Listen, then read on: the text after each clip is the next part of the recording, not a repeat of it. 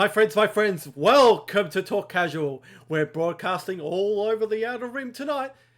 And to the left of me is the dancing monkey himself, Ian. I did for a split second. I have to drop the Tez's game bit because we're not broadcasting from Tez's game. No. We're still a hound. And yeah, well,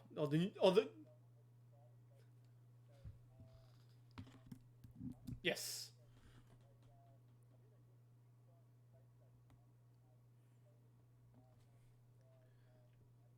It did it all run. Yep, all run's got COVID. Don't say it. Don't say it though.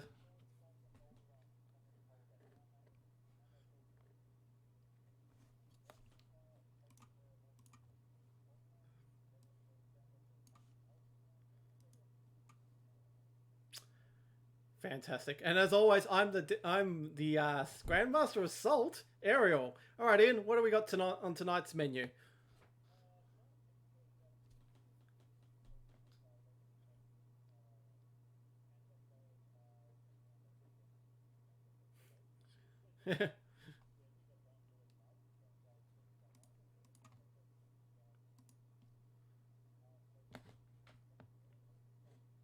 Yeah,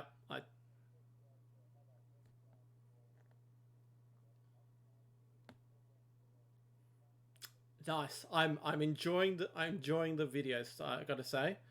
Yep. Yes. I'm actually watching them. So. Someone can't hear what Ian's saying. Oh, hang on a sec. Maybe hang on a sec. Apparently you're. Yeah. Oh, it says desktop audio's. Hang on, desktop audio's not coming up. All right.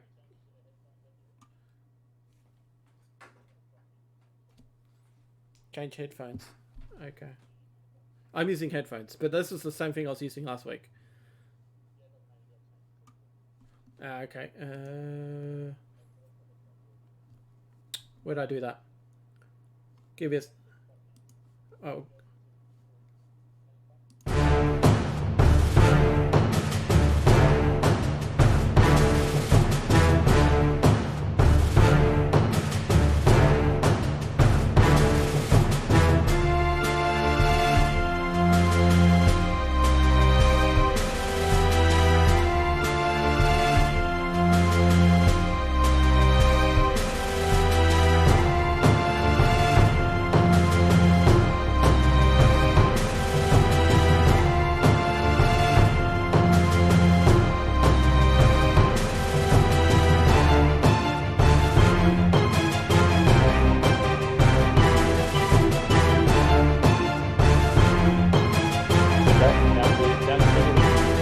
Can people hear him now? You see my voice jumping? Yep, you can. So that looks much better now. All right, take two. Okay, take two. So on tonight's show, we learned that Mars's tech skills are not up to scratch yet. So if I had the better internet here, I should probably take over streaming because this is. This is my third stream. All right, won't count the first. I know. You're doing your best. You're doing your best. All right.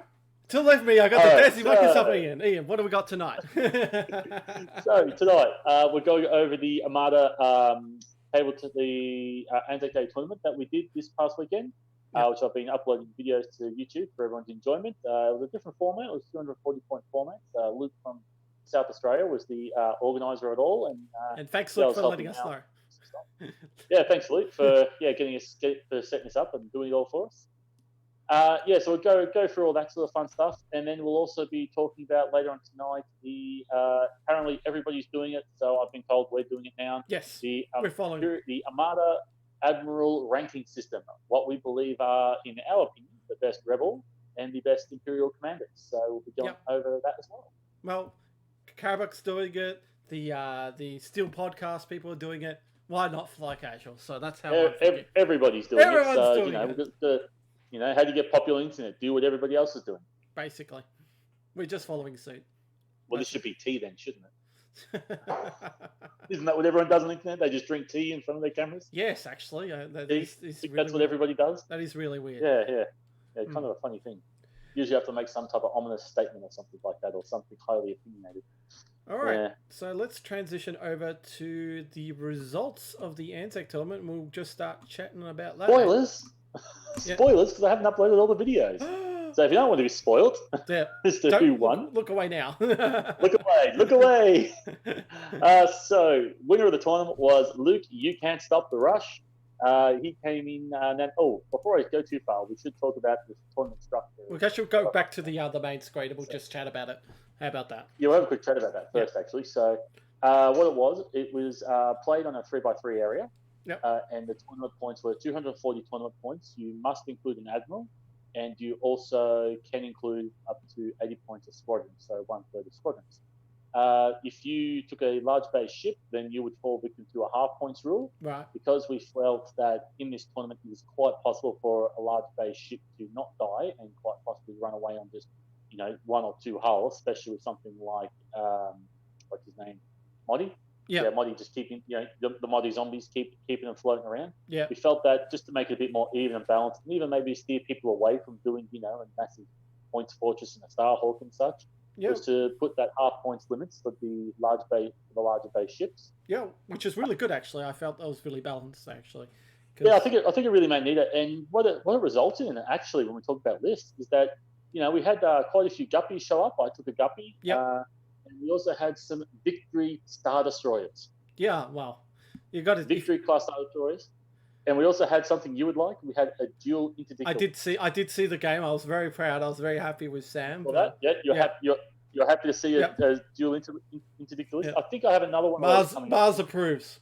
Carlo approves. Mars approves. Carlo approves. So that was pretty much the format. The idea was to try and play it as much as we could over the weekend. And we got pretty much all the games finished. There was a couple of guys from New Zealand. That to play. The friends over the Dutch. Yep, friends over the ditch. So they finished playing their game yesterday, and everybody had a lot of fun. Everybody was, a lot of great people online. We're all just chatting, and after the game's finished, we're just, just chatting away as you do. And we also had, we all tried to keep our rooms open as well, sharing the passwords and the server names, so anyone could just jump in and have a look. I think I saw Clint most of the times watching all the games, so he was. I think he was trying to scout. So he might have been, but Clint just loves watching the games. He just loves watching games. Yeah, no, I got to admit, from the games that I've seen online, and well done for recording them in, top notch. There were some really good games on there. Like there was some really close games, like the Ian and Clint game when it came to that dice rolls and the last dice roll, that one wasn't it? Yeah. Yeah, and it is, and the New Zealand guys were top-notch guys. They sounded really nice and friendly, and they're great blokes. Actually, I wouldn't mind going over there and playing some games over there. Yeah, absolutely. Guys. So top marks to everyone who participated in that event. So. So anyway, we had 12 of us in the event, and so again, spoilers. If you don't want to know how it played out, you can look away now. So anyway, for the event, Luke who was the TO, somehow managed to win it. Rigged. Makes you wonder. And Luke is saying the winner was a VSD. So. Well, there you go. Yeah, who for the VSD Harrow would win the tournament? So Luke was he scored 574 tournament MOV. Yeah, I think that's how we're ranking it. It was whoever had the highest MOV. Tournament points didn't matter. It was just straight up MOV, just to kind of try and make it a bit more balanced. If you had a good game, then you had a bad game, or do a bad matchup, because it was kind of we didn't know how the matchups were going to go. For future formats, if we do this again, we're actually going to do a you keep what you kill rule, right? Where it doesn't matter what you lose. The only points you record are what you destroyed or what you scored through objective points. Nice. And same if you lose. So if you lose, like your opponent might table you, but you might have only left them with a 50 point like was it 40 something point hammerhead or something like that. Yeah. So, and then that way you still get the points for everything that you took off the board as well. So, Right. just to kind of make it a bit more, Yeah. it just that it stops people being scared to engage, and you don't have to worry about that. And we've got another tournament coming up, which we'll probably talk about tonight as well, which Luke and I are working. I like the sound of that. What instead of going, getting that MOV, that just doesn't look right. Like especially for the last couple of guys who got 5, 10, 15 or something like that, it'll look much more more pretty for those guys. Yeah. Also, I did a different comparison because I did 2 lots of scoring where we went in with MOV was the winner, so we kept it at that. Yeah. Probably because the TO won it that way. Because if we had done it the keep what you kill score rating, then it actually changed up the ladder a bit. So I don't know if we'll go through that tonight, but I might post that to somewhere else or someone with interest. Okay. Let us know. But anyway, as it stands, Luke was the winner with the 574 tournament points, followed by myself with well done, Luke, with 502 tournament points. Side note, I was the only person who won all 4 games. Ah, here we go again. Then we had David from Task Force Orange. He had MOV of 453. Jared from, I think Jared was one of the Kiwi guys. He had 360. Then we had John at 268. Yeah. Then we had Minister of Fun. Clint. He loved his list. I loved his list. Yeah. His list was bloody brutal. Yeah. It really was. All I hear is you complaining about his fire sprays. Every match I saw him, those bloody fire sprays. I hate fire sprays. I don't know why aren't people flying those things? Like 4 fire sprays, rogue with 2 blue. Like they do a lot of damage. Yeah. They really do. It just depends on the dice rolls, I think. It's the dice rolls, but it also depends on what your opponent brings. If your opponent brings like a heavy squadron ball themselves, then they're kind of useless. Yeah. That's the only sad thing. Like the 3 blue dice rogue is not as effective as the 4 blues white. Like that game with Ian and Clint when his dice rolls against a Z95 were just blanking out and not hitting it. For some reason we talked. I think I joked about this in one of the chats, but it seems to be really interesting when you want to get a lot of accuracies. The best way to get a lot of accuracies on your blue dice is to roll it in a squadron. Yeah. I don't know why. That's when you get all the accuracies. You do 4 blue dice out your side into something, hope you get 2 accuracies. That's true. All of it. You'll get nothing but hits and crits. Correct. But you want that accuracy. Yep. But no, you never seem to roll it. Yeah. If you do roll it, well, then they've got bloody solid Corona disappears anyway. Yeah. That was the minister's list. Then we had Ian. He was one of the only ones who had a large spaceship. He had a Starhawk, and it was, I think Andrew had the other large spaceship. So he bought a Starhawk to the. Yeah, I liked Ian's list. It was pretty ballsy to have a 1-ship list, but. He had a card on there, which when we get to it, there was a card on there which I was surprised he brought, but I was also just as surprised how effective that card was. Then we had Sam R. He was on 204, so then we had Sam B with 127, Chris with 65, Andrew with 60, and Matt with 10. Excellent. Yeah, see, he only won 1 game and only scored 10 points for that. So that's what I don't like about the whole, you win a game, but you only get 10 points. It kind of really sucks when all you do is counting MOV. Because I think even if we had went by the ladder results, I think it might have been different too. I'm not sure. Yeah, because even if we had went by running on tournament points, he actually would have finished higher in the standings by tournament points. Right. So that was pretty interesting. Yeah, he finished higher than Chris and Ian in terms of tournament points. Right. But not in terms of MOV. So just judging MOV is probably not the best way to go, which we kind of learned that from this one. But hey, it was just casual. So and what I saw, everyone had fun. Yeah, what I saw from the videos, it was all fun, and if people miss their timings a bit, everyone would be pretty cool about timings and that. It's really hard to catch people out and say, oh no, you shouldn't. You're too late on that timing with a few things. Like if you get to spend a prepared token, mainly because when you're playing online, the tokens aren't on the ships, and you kind of don't see the board as a whole when you play online, especially when you're playing on Tabletop Simulator, where you're zooming in where the action is, you're trying to get in close where the arcs are, you're checking all the things. You've got to go all the way back, check your card, come all the way back again. You might miss it because you want to be zoomed in on the action. So we're all pretty casual with it. It's not about it's not a serious tournament. There's the only thing that was really up for grab. Like we got some prize support. Yep. Which which we might talk about later. If you've got a picture of that, we might bring that up. We're sending those over to Luke to post out for everybody. Some Altar Admiral cards that we've made up. You got made up. Yes.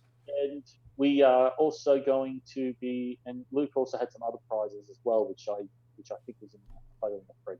Yeah, he had it on the main post, but some of the page, alt cart Kuats. I think it was a Jerry in there as well too. So a really good, decent. That's a Nats Jerry card too. So that's a really good. Oh, Nats Jerry, was it? Yeah, Nats Jerry. So nice.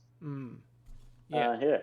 Okay, cool. So let's start having a look through some of the lists that we had. So we may as well work from down. We'll go with Luke, I suppose, first, won't we? The winning list. Start with Luke, the winning list.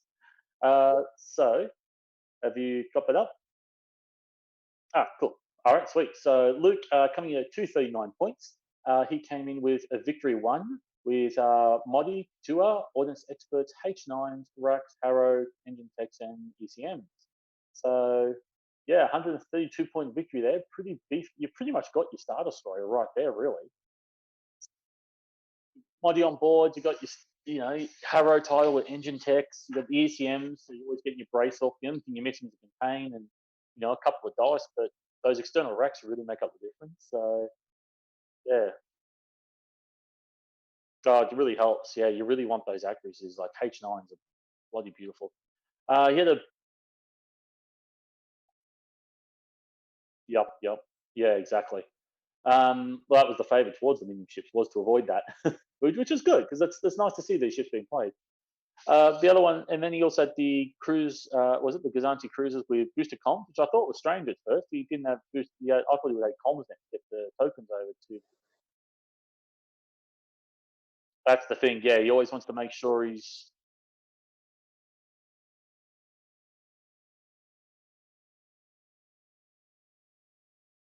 Pretty much just to unlock Marek and Jendon and let them move freely. That's really all he's there for. He's not there for any other reason. So yeah. It's just like Moina Kia is something you really got to be worried about because that rogue 3 blue dice, and even that rogue 3 black dice into squadron is going to be pretty deadly too. So pretty strong list there. That was obviously one of the strongest because it was the winning list that won the tournament with the MOV. Who came next? Next down the list was me, wasn't it? So, the monkey himself. So I haven't got these in order. All right, so my list. I took surprise attack, drift, ambush, invasion. Oh, that's right. Luke's objectives. What were they? Yep, he took superior positions, contested outpost, and station assault. And Well, what we did, we've adjusted. I'll probably post this online on Facebook later on. We've actually, I've gone through. Me and Luke have gone through and edited the whole tournament structure, and we've come up with ideas for some of the objectives, like station assault in a 3x3 play area at 240 points. You get 1 station, not 2. Just to some of the we've trimmed down a lot of the objectives just to make them more fair and just to make them a bit more. You've got 2 stations, and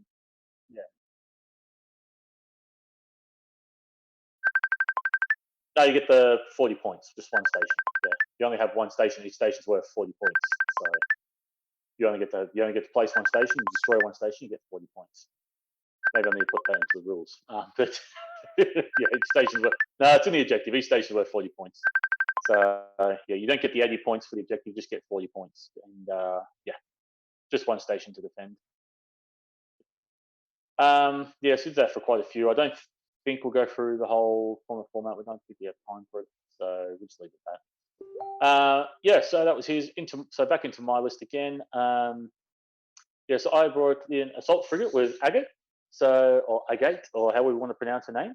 The idea was to try and, if my opponent had a lot of things that could hurt me, then I'd probably put in like an extra brace or something in there. But the idea was to bring a salvo token, so that way I could always get in a third attack. So that would, you got the 2 red dice. I got Link Turbo Laser in there, ECMs and Ezra Bridger. But the Link Turbo Laser on a salvo just seemed like the right thing to do. 20 points, 20 points for her or 20 points for Didana. I thought, I'll go take Took the MC30 with expert shield techs, ordnance experts, external racks H9 and foresight. The reason why I took this is because for some strange reason I thought, oh yeah, people want to bring onagers because you've got such a small playfield, so let's bring the onager in. But I think the fear of the half points on the onager might have made people think, let's go to medium base ships. Right. So I built for that. I didn't play that, but everything on there came in handy though. So foresight still worked out good, being able to redirect to multiple areas, and the expert shield techs really helped in a lot of areas too. So yeah, it was good. And then bought Shara and 2 A-wings, so just enough to hold off enemy squadrons. And yeah, it was a lot of fun actually. I really enjoyed it. It was actually quite a good list, and I'll probably make some type of variant and play it again. I think in 400. Yeah, that's it's Shara and A-wings, you can't go wrong with that. So you can't. It's always good. No. Apparently I had some mic issues beforehand. They couldn't hear me when I was talking about Luke's fleet. So that's all been fixed up. Of course, I forgot I made a new scene. I didn't add the mic. But, that's just me. I was talking about Mars's boomer tech skills. Yep. Just cool. OBS being the OBS that it is. I was just talking OBS about being OBS. Yeah, I've been talking about what I was talking about. Luke's fleet was 132 points. It basically was an ISD. VSD as an ISD, he missed out on the half points there, so he kind of dodged the bullet there with Modi on board. And the 80 points of squadrons, as I said before, is pretty deadly, especially if the jump. Basically, what I was saying about the boosted comms Gazanti is just wants to push Marek still, Colonel Jendon. Moraki does her own business, and then the jump master's there just for intel only. So that's the thing that I was talking about before. Apologies, ladies and gentlemen. They should be coming through now. So that was my view on Luke's list there. Well done, Luke, on that one. I was pretty impressed. Alrighty. Let's move on to David's list then. David. Yep. So yeah, David's list. His name was APT plus Dudana plus bid equals success. Yeah. Not quite. It's a scary list though, this one. It was.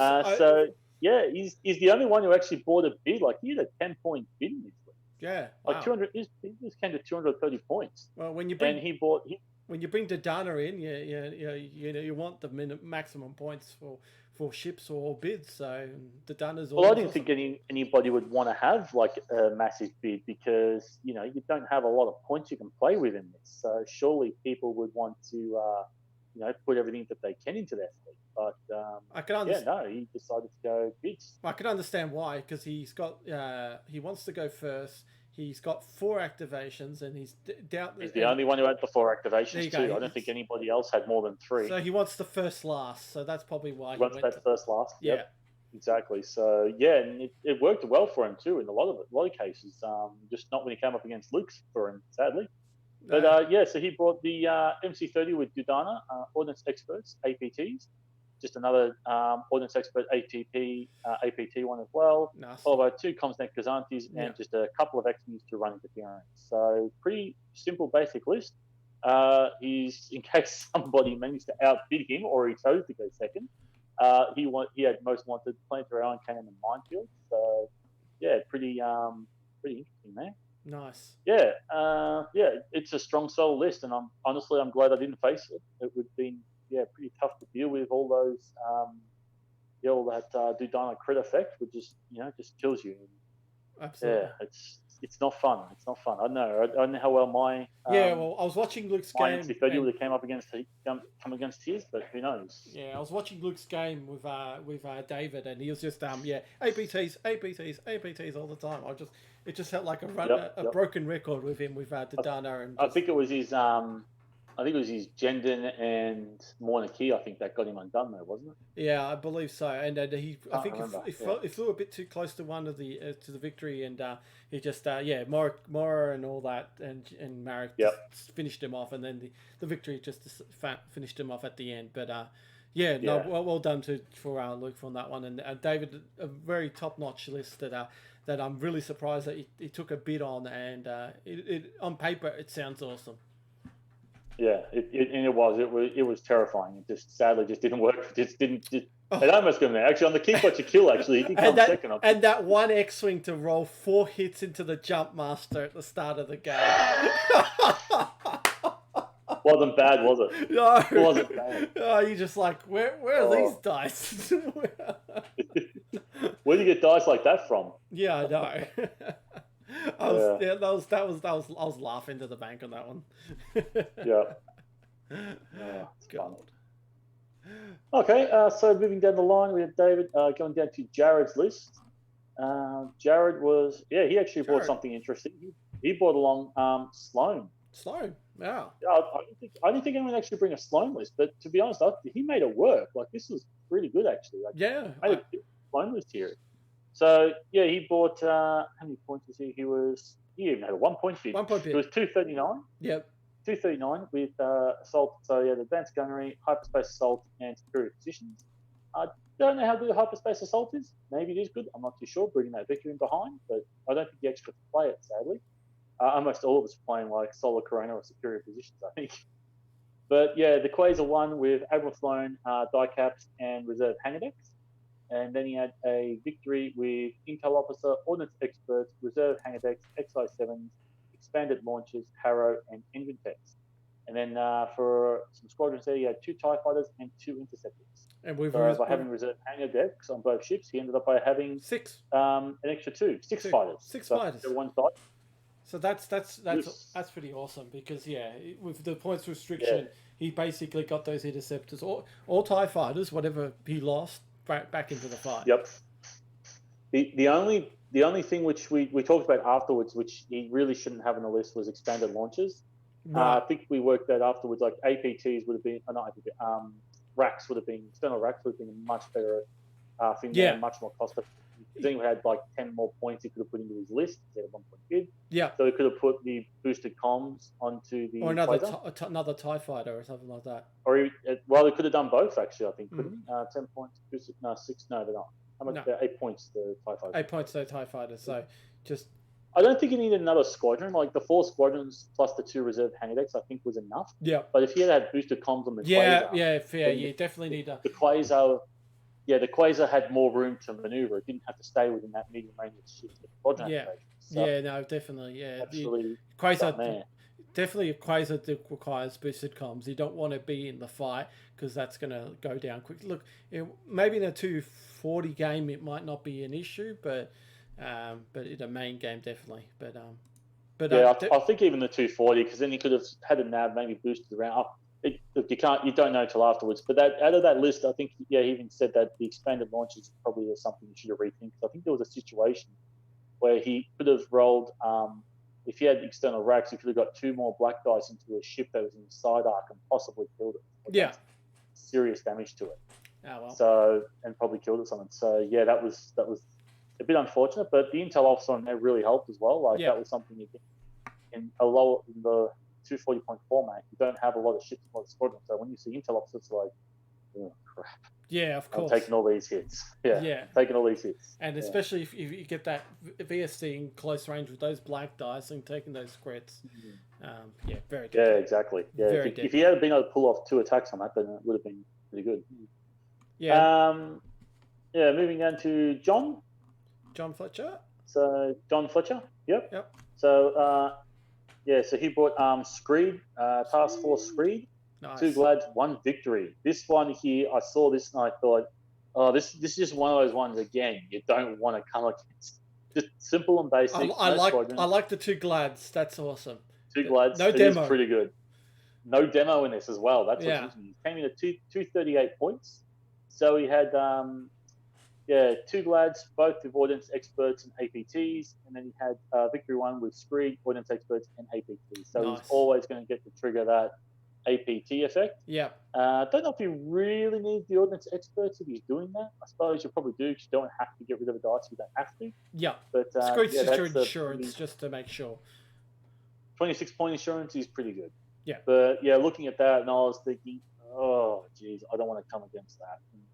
Having that 2-point bid, he's got 3 activations, so he has a good chance of getting the whole first blast if he wanted to. Yeah. So that's a pretty solid list. And, the only down I see is just those squadrons. So I don't know how with no squadrons. I've watched a couple of these games or so where there's no squadrons bit kind of hurt him a little bit here and there, but I think it was against Jared's game.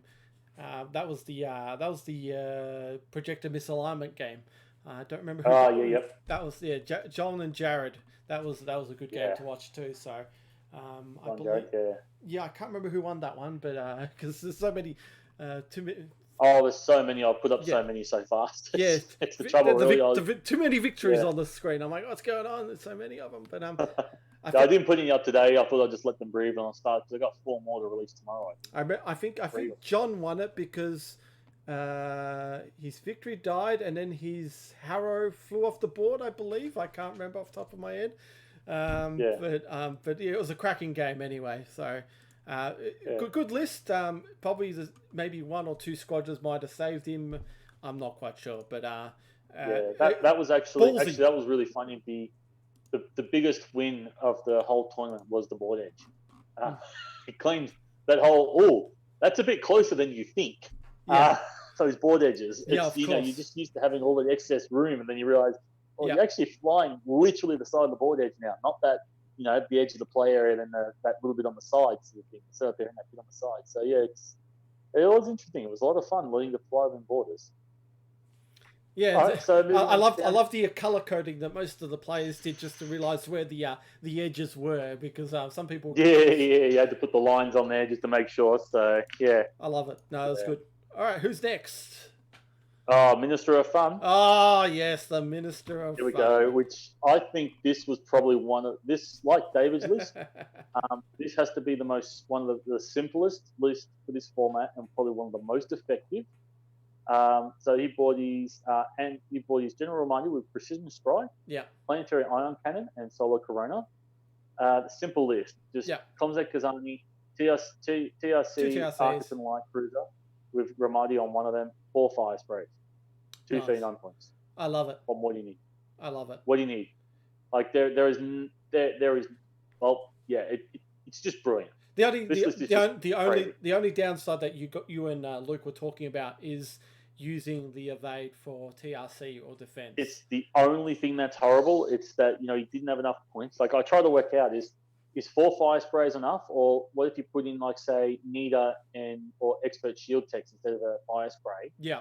Or reduce it to a lower squadron to put in something else. Like but 4 fire sprays, it's just maybe put in an advance or something like that. I don't know.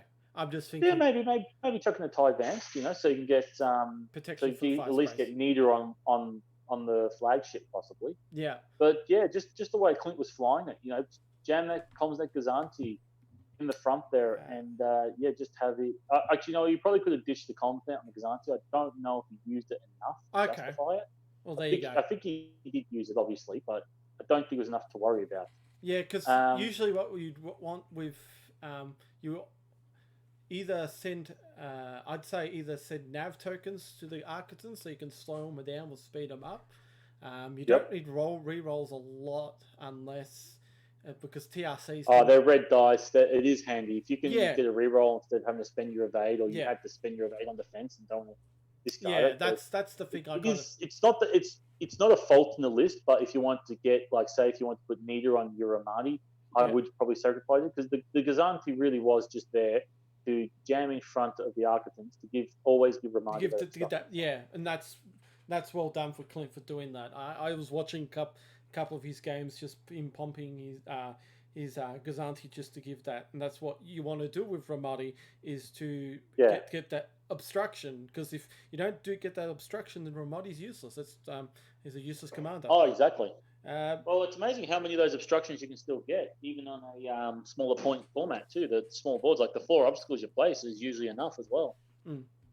I was thinking, Reader Demise. I knew you were talking about on the stream that you're trying to figure out who gets you an extra evade. There isn't an extra evade for Imperials, but the new officer that came in, the Onaga Reaver Demise, after you declare at a target of attack, if the defending hull zone has at least 1 shield remaining, you may exhaust this card to ready 1 defense token. So you can ready your... it's that one, was it? Yeah, that's what it was. Yeah, that's your new Imperial officer. You can ready your defense token. So you can ready your evade once used. What was the name again? Reaver Demise. Reaver Demise. 4 points, Imperial Officer. That's the one I was looking Yeah, for. Wasn't it? that's. So I was. after you are declared as a target. Yes, that's the one. 4 points. Yeah, so 6 points there for 2 Architects, the 2 TRCs. So yeah, if you get activated first, then you get to have it. Yeah, there's at least 1 shield remaining. Or the other way around. If you spend it for actually no, what does it say? It has to be attacked actually. So yeah, basically it's it's the ship you send in first. So you spend your TRC to attack, and then it gets shot at. You've got a repair token, so when you activate next, you have to attack with that one first. That's the only downside. That wants to repair. You can't go the other way around. Yeah. But it's the lead ship in the 2 Architect attack. So there's nothing wrong with that. That works out fine. But just to get that extra aid, it's pretty sweet. But yeah, efficient list. Like this list was again like David's list. This is just pure efficiency. I loved it. And you nothing you need to change. Nothing needs to be changed in that list. Yeah, just, and Clint did really well. I was really impressed on how he flew it. I would love to see your game with Clint. I don't know if it's up yet, but you could actually watch it. I just haven't made it live yet. It is uploaded. So so it is coming for our viewers. So it's coming. It's coming for the viewers. Yep. Awesome. Alright. So moving down to Ian's list. So not me. This is Ian from over the ditch over in New Zealand, and I think he's actually a Scotsman. Ian Campbell. So the Starhawk Agate. Yep, the Agate Starhawk, the mighty Starhawk. So yeah, he came with Christopher Agate on the Mark II with Major Derlin, Damage Control Officer, Gunnery Teams, Leading Shots, XO7s, and the Unity title. Nasty. And he bought 2 squadrons that I actually never would have paired together myself, but after looking at it, they actually paired very well. Wow. A YT 2500 and a Z95 Headhunter, 20 points.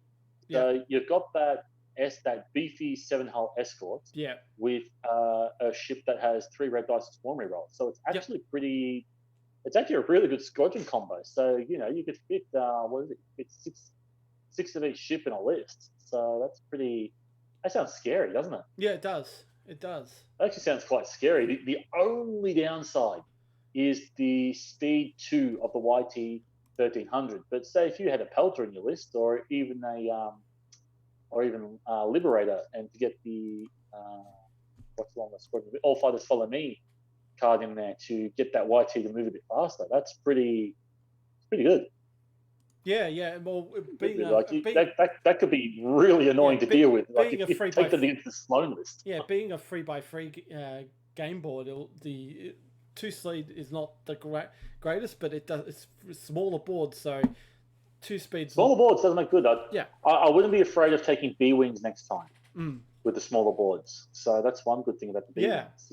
You go on speed 2 with a squadron isn't as bad in a 3x3 area than in Houndstooth would be good too, like the generic Houndstooth, the Y666 as well.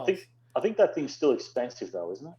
Not on top of my head, I can't remember how much.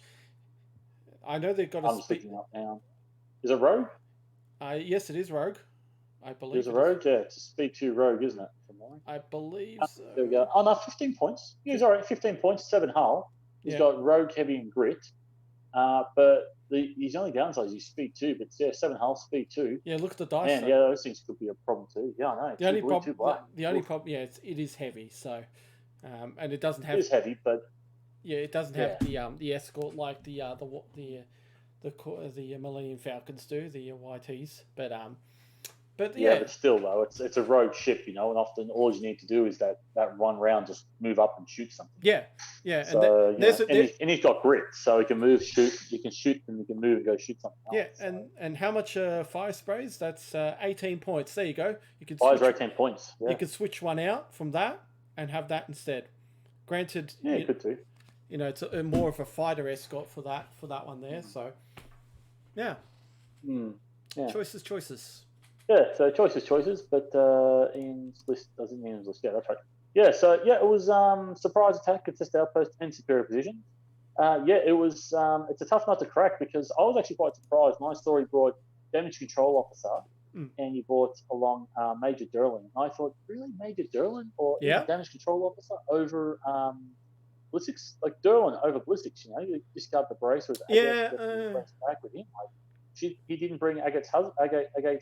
I'm like, wait, what's going on here? But Major Derlin, oh man, he was brilliant. Like he really did the work in his game. Like I was watching him. It's a little expensive. Oh, look at that! Three attack dice. 3 attack, 2 hits, brace, down to 1. Just boom, Derlin, no damage. Yeah, and it's basically the expensive cousin of Brunson. So it is really, but it was a lot of attacks just amount to not much damage, so it was pretty good. No need to. And you need all the attacks of the Starhawk, so you do. You need all of them. And the damage control officer, I think, was definitely. I don't know if he came up against any of the APT guys, but against David, and if he went against David or went against Jared, I think he faced Jared. I'm not too sure. Was it John? John, sorry. Right. Yeah, John with the APT demos. If he had faced against those, it's just like he had the ability to laugh those crits off because, damage control officer. Yeah, cool. I'll just and with Agate, you get 2 of those containers, a brace, 2 redirects, and a salvo token. And you think about that, like that's pretty. Yeah, it is nasty. How do you take that? Yeah, on a 3x3 board, you can't hide from it. So. Yeah, you can't. Well, all this shit can't hide from what's coming at it, and you're so slow, but. Yeah, this is it was pretty beefy though. I was considering a Starhawk, but I was like, I want to fly Guppy. I want to fly Guppy. And the Guppy did well. It was good. Yeah, it was definitely tough to crack. I played him, and it was a very touch and go our game. The only thing I think that saved me realistically in our game because I was flying all over the place, and he was using it the gravity rift to full effect. Just some bad dice rolls, unfortunately. Was the only thing that saved me. I was watching that game. I was really surprised that he took down the MC80s so quickly. MC30. Oh, he did. He just ripped it apart. I fed it to his side arcs. Yeah. I gave him double arc on it. It's XI7s. Yeah. XI7s is what hurt me. I just didn't have the ability to redirect all the damage away. Yeah. It's sad, but that was the problem. I got all those shields and 2 redirects, but just couldn't do it. And hello to all our New Zealand viewers who are watching tonight, critiquing the lists. Luke has decided to send the link to the New Zealand boys. So howdy you all. This is Ian. That's what he looks like. Yep. The guy, the monkey himself. I think they've probably seen me before. Possibly. All right. Alrighty. So where are we up to? We've done Sam B. Zach B. Yep. Oh, this is the one you want. This is the list you're looking for, Mars. Sam B. You know what list this is? Yes, I know which one this is. Yes. You've been waiting for this list. Oh, absolutely. So this is Sam. Yeah, Sam's list. He had the dual interdictors. Yes. And what did we have here? We had one with Modi, because why wouldn't you bring Modi? Yeah. Especially with dual interdictors, auxiliary shield teams, scrambling, targeting scramblers, and SW7s. Nice. And on the second one, he had Callus and no squadrons. And sadly, I don't think he made much use of Callus. Oh, really? I don't think any of his matches went against named squadrons. Oh. A lot. Because I had named squadrons. Yep. Yeah, I had named squadrons. Luke had named squadrons, but don't know if he faced either one of us. Oh. I'm not sure. I'm not too sure. But yeah, but still though, it's just efficient. You just sit there. It's a tank list. We've got close range intel scan, fire lanes, and dangerous territories. So rolling those blue dice is the ideal one you want to pick out of ladder if you're playing against them is close range intel scan. But with rolling the blue dice out the side, or you had 2 blue, 2 red out the side, so those blue dice can be good to get in the accuracies. And if not, hey, all these blue dice are hits. Yeah, well, he's running combat, so that's probably a good thing for the lower points scoring, the 240 points. As for one, you're not really needing a lot of decaps. And you're not really relying a lot on the experimental stuff. As you can see, he's only got targeting scramblers on both of them, hence why he doesn't have the interdictor title. So he doesn't really need that to do it. I don't know. It's just if you had one with targeting scramblers and then you had the other one with the grab shift reroutes to move the obstacles around, like on a smaller board, and if with the right objectives, actually, I think just having that ability to be able to move.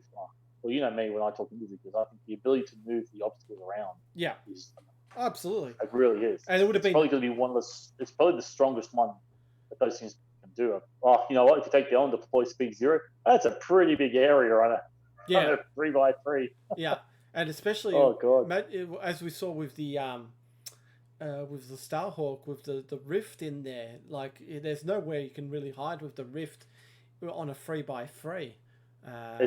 You can hide, but it's hard to hide. Yes. It wasn't easy. So imagine an away interdictor with grav shift rift on a 3x3.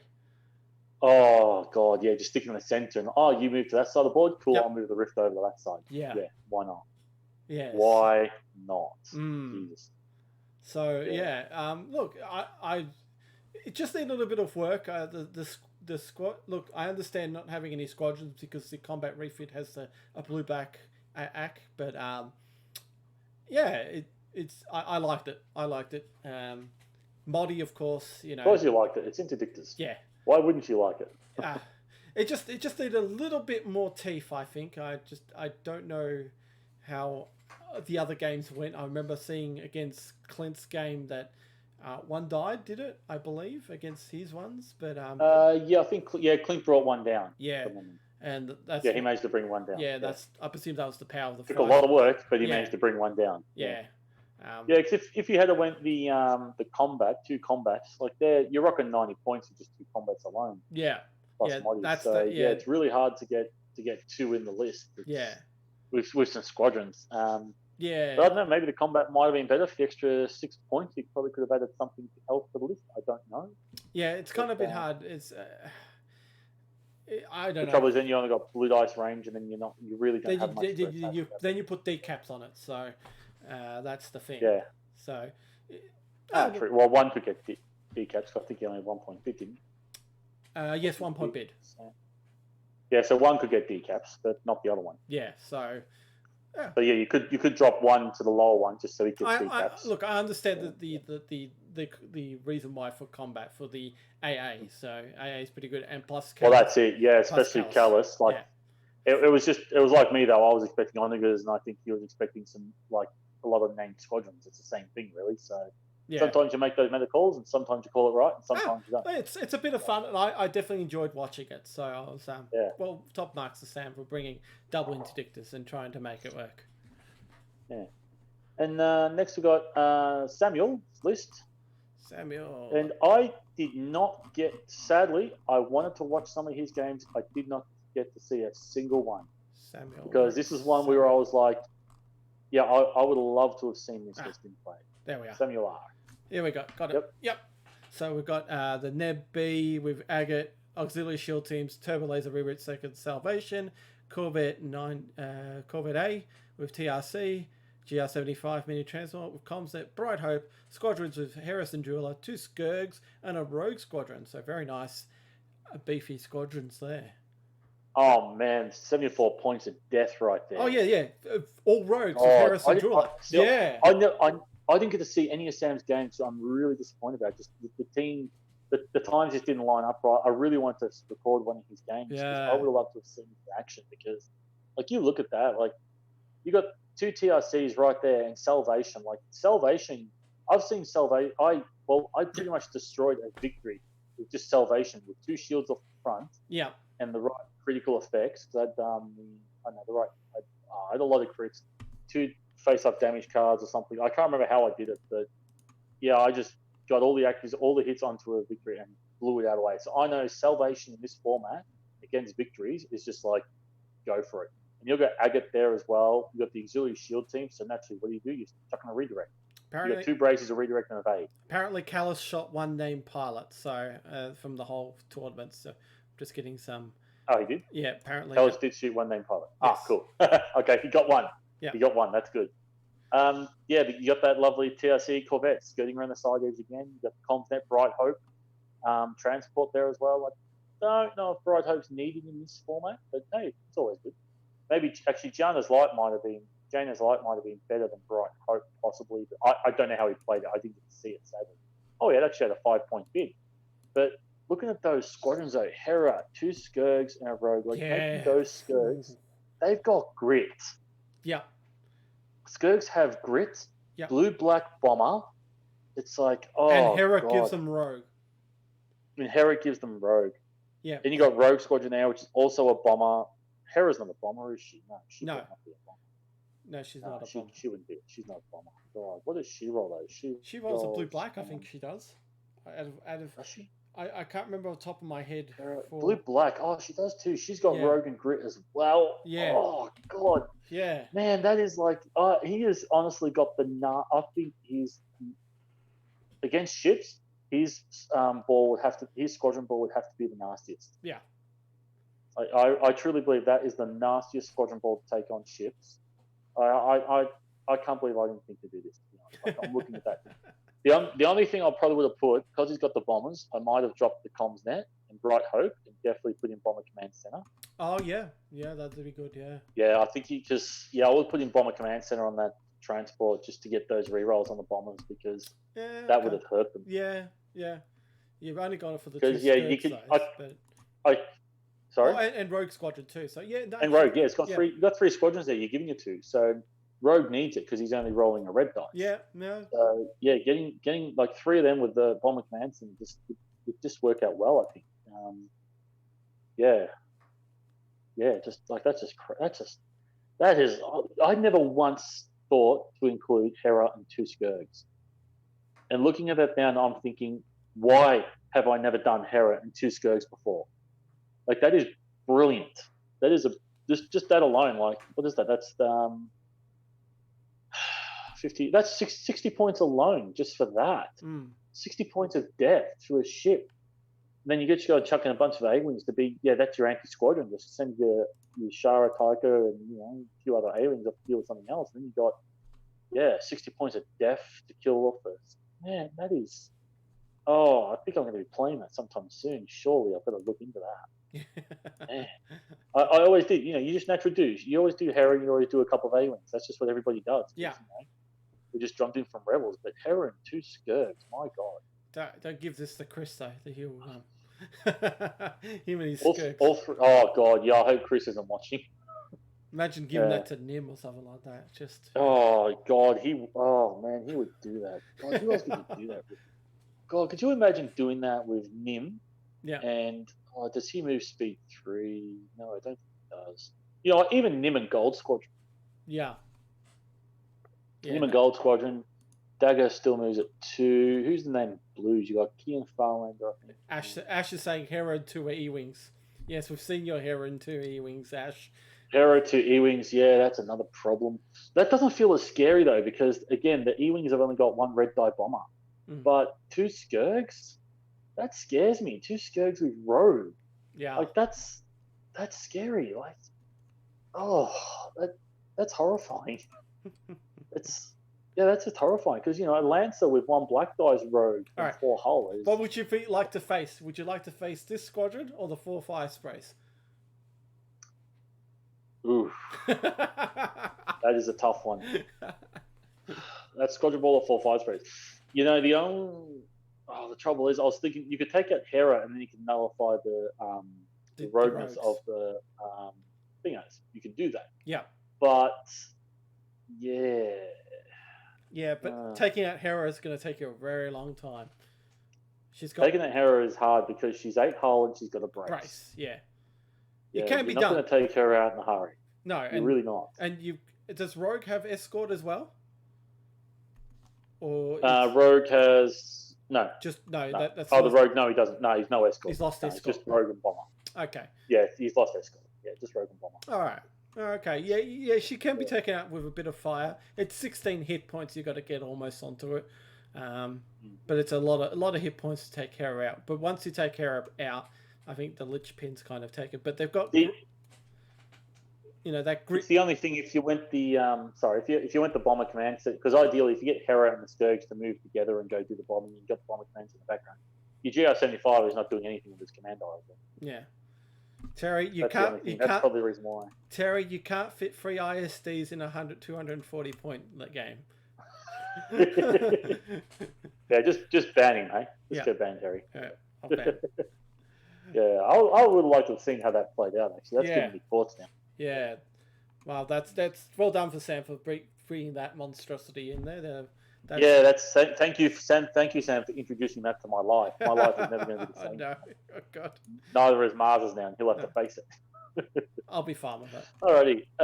So Next moving down, who was after Sam? We had Chris, Andrew, and Matt. So we have Chris's list.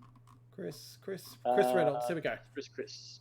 Here we go. 2.5 cups. Yep. Yes, that's right. He was the 2 assault frigates. So he had Akbar. Yep.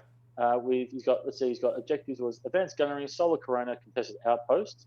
Then he had 2 assault frigates. So obviously one had Akbar, reinforced blast doors, which I thought was a strange choice over ECMs until I saw him play. Yep. Major Derlin, like just getting the miles there. Yep. XI7s. The other one had reinforced blast doors, skilled first officer, and XI7s. And then he also had a transport in there where comms net in. Well, he got 7 points, one up throwing time. But get the re-rolls of his blue dice. So, I don't know if XI7s was the best call. I think, what's its name? The Link Turbo Laser Tail might have been better just to get a re-roll there. But it was still, XI7s is still good though. Like you're rolling, 3, 4, 5 red dice up the side and the blue for close range. And XI7s not being able to get rid of that damage is pretty good. You've got 2 of them shooting the same hole. And Akbar. Yeah, with Akbar, it's a problem. Yeah, absolutely. It's a problem list. I thought reinforced blast doors I thought was a really strange choice. I really thought ECMs might have been it. It might have been the fact that reinforced blast doors on 5 points and what ECMs. That's what I'm saying. Saving on points. So yeah, I think he's trying to save the points there because ECM. Let's double check the points on that. It is 7 points. Yeah. So yeah, you really can't. I suppose you could have dropped Torrent Far for it. I don't know if Torrent Far was really that effective. I think he said he mainly brought that for the anti-squadron. Yeah. Because those things roll 1 blue dice. You've got Torrent Far there. Well, at least you can guarantee you're going to get more hits in squadrons because he doesn't have any squadron defense. Right. So that was the main reason for it there. But it was interesting though. When I saw him, he had I think he had 2 of his assault frigates down to 1 hull each or something, or 2 hull each.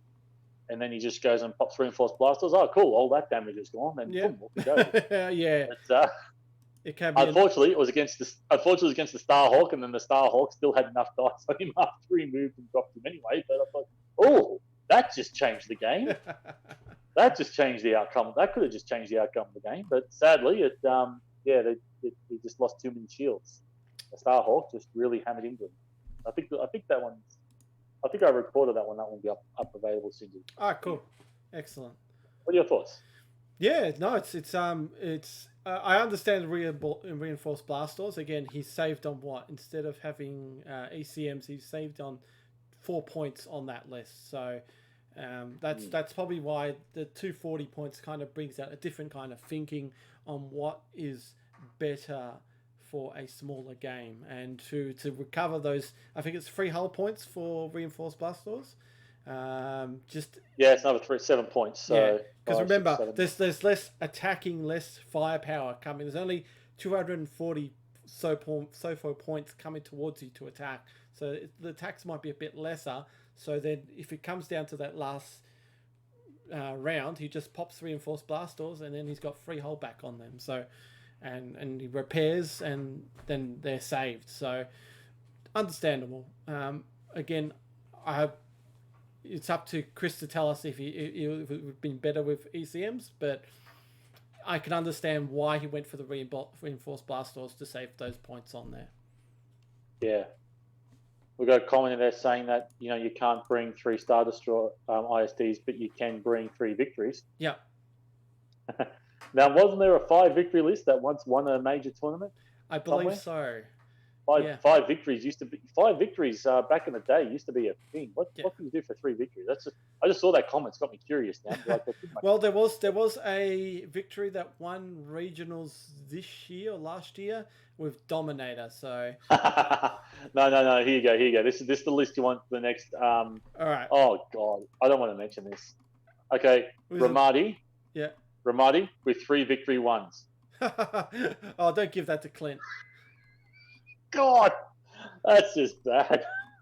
3 victory ones. Like, you got no dice mods. You're just taking whatever you take. You got nothing on them, but you got 1 point. Hey, but you get 2 dice.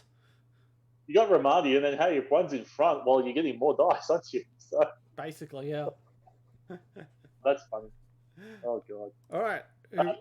So that was Chris's list. So we've gone to Matthew, I think, wasn't it? Or was it Andrew? Matthew. Matthew? I'll do Matthews. I got Matthews up. So either way, we'll do a Matthews list. Right.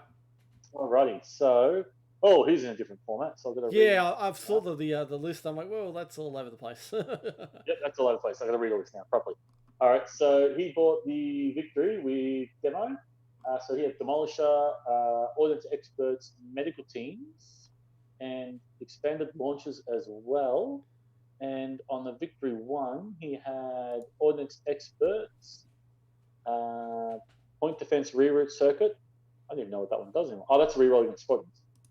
Admiral Ozzel, Lara Wissix. Okay. Ordnance Experts, Point Defense, Reroute, and the way it's written out, I'm struggling to read this. It's a So he had a VSD.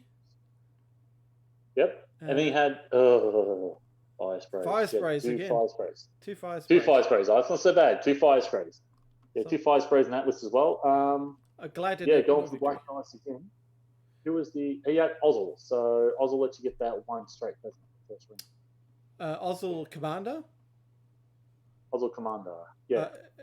So when a friendly ship resolves a navigate command, he might change its speed with an additional 1. So instead of going from that's right. Yeah, so we could get the you could move the demolisher around. Yeah, from 1 to 3 or 3 to 1 or 2 to 0, 0 to 2.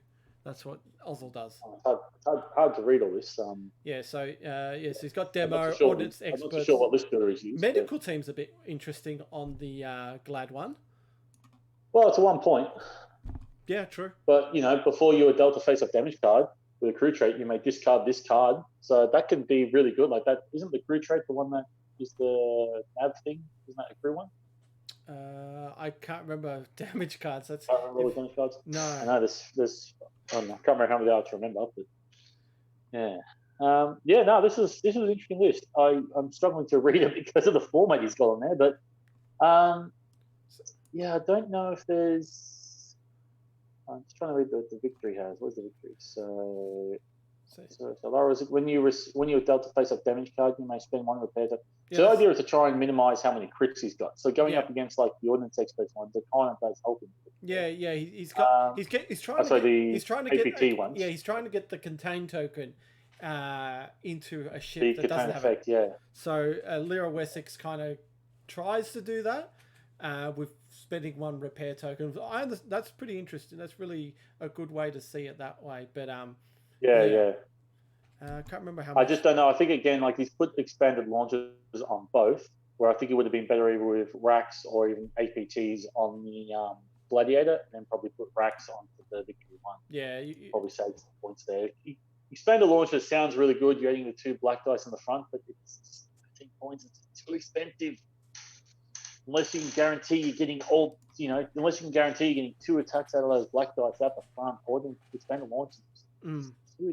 Yeah, like I think external racks is much better on a VSD because you always have that 1 attack and then it just goes away the VSD. It never turns around to get that extra shot on. So external racks just to get that 1 shot, that perfect shot to destroy something.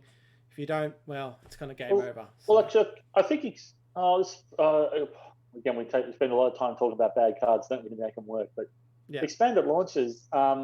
On a large base ship, it's probably not so bad. No. Because on a large base ship that can take black dice, it's probably good because you do have the ability to, if 2 large base ships are the right distance apart from each other, and if they're face to face, they're not moving past each other.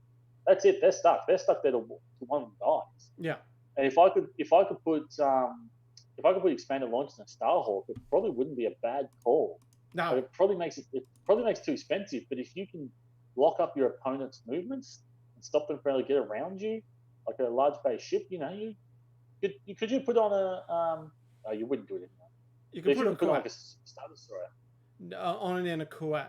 You can't put on a. You can put on a Kuat. Yeah, because that's the rocket one, isn't it? The or not Ordnance Experts. It's expanded launches. Yeah, it's the Ordnance. Yeah, Ordnance slot. So so it only goes on a Kuat. Ordnance slot. It only goes on a Kuat. Kuat's the only large space ship that can take it. Same with a MC-75. It can take it as well. The problem is that again, you really want 2 more black dice for 2 attacks, or do you want for 13 points? Or again, just you're most of the time you're only going to get the 1. Yeah. Sometimes you're going to want those 2 black dice out the side because, wouldn't you know, they activate first, they got my side up. But hey, surprise, motherfucker! Yeah. 2 black dice. French fries. Yeah, French fries, motherfucker. I'm trying to remember how much. I think it was like 13 points, wasn't it? Something like that for. Standard launch is 13 points. Yeah, 13 points. That's a lot of points. It's a lot of points. Yeah. 26 points in that list for a lot of things. Yeah. Interesting though. It's good to see again another victory demo, and fire sprays fire sprays. Nice. Oh, my battery's running low, so I might not be able to get to see the last list. No. Let's quickly read it out before I die. All right. What's the last? All right, you read it out. Mine's about to Andrews. Andrew. Yeah, Andrew's donut. So he's got MC. Yeah, that's right. He's the only one who bought along Dodonna, and he bought along Profundity. All right, so we got Dodonna with MC-75 armored cruiser, General Dodonna gunnery teams, reinforced blast doors, XI-7s, Profundity, Hammerhead external racks, and then 3 Lancer pursuit crafts. So interesting, very interesting. So Profundity will push out the the Hammerhead with external racks, and and another one with reinforced blast doors again, probably to save points. This one's 2 on. Well, it's a good call on the in this format because it helps you get rid of those half points. Yeah. Oh yeah, definitely on a large ship too. That's for sure. And it really does. Yeah, it helps you get rid of those half points. Yeah. Because and look at it. This list is dangerous too. Like you've got Dodonna. Yeah. And you've got 3 Lancers there with Rogue, Bomber. So the ability to get those crits off can be pretty high. And you've got the Hammerhead there with external racks dropping in the just being able to drop there. Reinforced by XI-7s, Profundity, gun teams. It's gun teams over ordnance experts. Is this the right one? Armored cruiser. Oh no, that's the armored cruiser, not the torpedo. Not the torpedo one. Okay, no, then it was the right call then. I just want to quickly bring it up. The armored cruiser. Armored cruiser. There it is. Armored cruiser. So, you don't really want the ordnance experts there. So gunnery teams is probably the better choice because you probably are going to get a lot of side shots, more than what you will with your front shot. So gunnery team's a good choice. It's always a good choice, gunnery team. Yeah. Even Kaken and Sholin. Yeah, true. Yeah, Kaken and Sholin for that time when you want to reroll those red dice. Yeah. But either way, it was one of those scary kind of lists really. You see it and you just wonder, oh god, he's going to drop that Hammerhead at the most inconvenient time. Yeah. And I think with Profundity, I keep forgetting this. You think I would remember this by now, probably because I've never played it before. I probably should do it one day. But I think with Profundity, so once more ship with Mango 1 at the start of the round, you may deploy a ship at distance 1. This one you can activate first country. It's correct. You think you've Radis. It's Radis. Radis doesn't let you activate first. Correct. So the ability that if you're first player, which did you have a bid for that? Yes, he did have 133. So. Yeah, 133. So that's in this sort of format. That's big bid. The only person who's going to outbid you is David. Yeah, correct. He's the only one who's going to outbid you. Yeah. So in this format, it's pretty good. Like dropping that Hammerhead, and it's like, here you go, drop that in the front. Drop 3 black, a blue, and a red in your front. And, that with the the only downside, the only downside is he doesn't have the 4 points of the ordnance experts on there. So. That's the only downside to the list. Yeah, well, he wants that bid, and I understand. Fair enough. He could have added. He could have added on there, but I'd say the reinforced blast doors can make or break the game for you by getting rid of those damage cards, and then you're no longer on half points. Yeah, it can really change things. But I don't know if that's better than ECM. Maybe. The trouble is, you want that bid though to drop that Hammerhead and go first. That's the only problem. Yeah. Absolutely. Maybe XI-7s maybe to drop. No, you kind of need the XI-7s for you throwing in dice. I don't think there's really anything to change out of that because the Lancers are 3 Lancers are awesome. Yeah. But the Hammerheads with the racks, Profundity, XI-7s, like it is missing stuff, but there's nothing in there. Yeah. You really want to take out and swap for something else. Each to their own. Each to their own here. It's the type of flavour you play, I guess. But, yeah. The only thing I can think of which you'd probably change is maybe dropping gun teams to something else, just so that way you can put external racks, so you can put ordnance experts on the hammerhead just to make sure you get that good shot. Yeah. And then possibly, I'm not too sure. Then you could probably put leading shots on there instead as well. So you could probably get ordnance experts and leading shots, and you still have a healthy bid. Yeah. The trouble is going into the tournament, you don't know what kind of bid you need. No. What is it? And you think 7 points would be pretty good. Ordnance experts 4 points. That's 8 points. So you'd have a 30.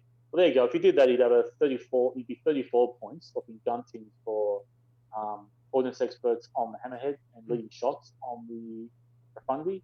That might have changed some games for him. I don't know. Yeah, we just don't, you just don't know. You don't know who you get on the opponent. You don't know who you're going to get. You don't know how the dice are going to roll, how it's going to play out. But out of all that, that's probably the only thing I'd change in that list is gun teams. Okay. Yeah, you're always going to get... That just looks like, God, that's a nightmare. Like 3 Lancers with bomber. Yeah. If you haven't got squadrons or a way to answer them, like those things can just tear you up. Oh, absolutely. Yeah. And I think that was everyone, wasn't it? That was all the lists. Excellent. We went through that. Yep. And that was all the lists of the tournament. Fantastic. So, yeah, fun times. So, yeah, definitely was. What I saw from the videos was a really good tournament. Well done to everyone who played. Well done to Luke, yourself, and David for running the event. There wasn't much issues with rules, I presume. No, just the usual questions. Oh, wait, does this one go there? Does that one go here? Sort of thing. Just that. Making sure we had the... That one where I remember there was the one where David, you have to declare a side you want to redirect. That has to happen beforehand. Because, you do. Okay. Yes, because... I wasn't too sure. I couldn't remember if you had to do that or not. You have to, because... said redirect. Because if you get a shield failure or the other one, if you declare it on, say, on the left side... and I'm declaring on the left, and you lose all your shields on the left-hand side before you resolve damage of the crit. Okay, that's stuff. It's done. Yeah, I know, it's horrible. It stays exhausted, and then you can't go and do it to the other side. Yeah, it's like when I roll HIE on a hammerhead, and they say redirect, and then I hit HIE. No point. No points. No point. No point flipping that redirect. But then they have to declare it, because I can go, no, I'm just doing the normal crit. Well, the funny thing is you may as well flip it, because it's not like you'll have anything left after it anyway. Yeah, that's true. You think about it, even if you're a hammerhead and there's only one crit coming into you from HIE, well, that's still going to be both shields on the front are gone and both shields on the side are gone. So you may as well just spend it, because it's not like you get to spend it again. Yeah. Well, if they expert shield techs. If they don't, they'll just go, well, I'll go straight in there and just go, thank you very much. You take expert shield techs on it, so that way you can reduce the damage to one and keep the shield on the front. That's what you do. But you keep the crit though, so that'll be better.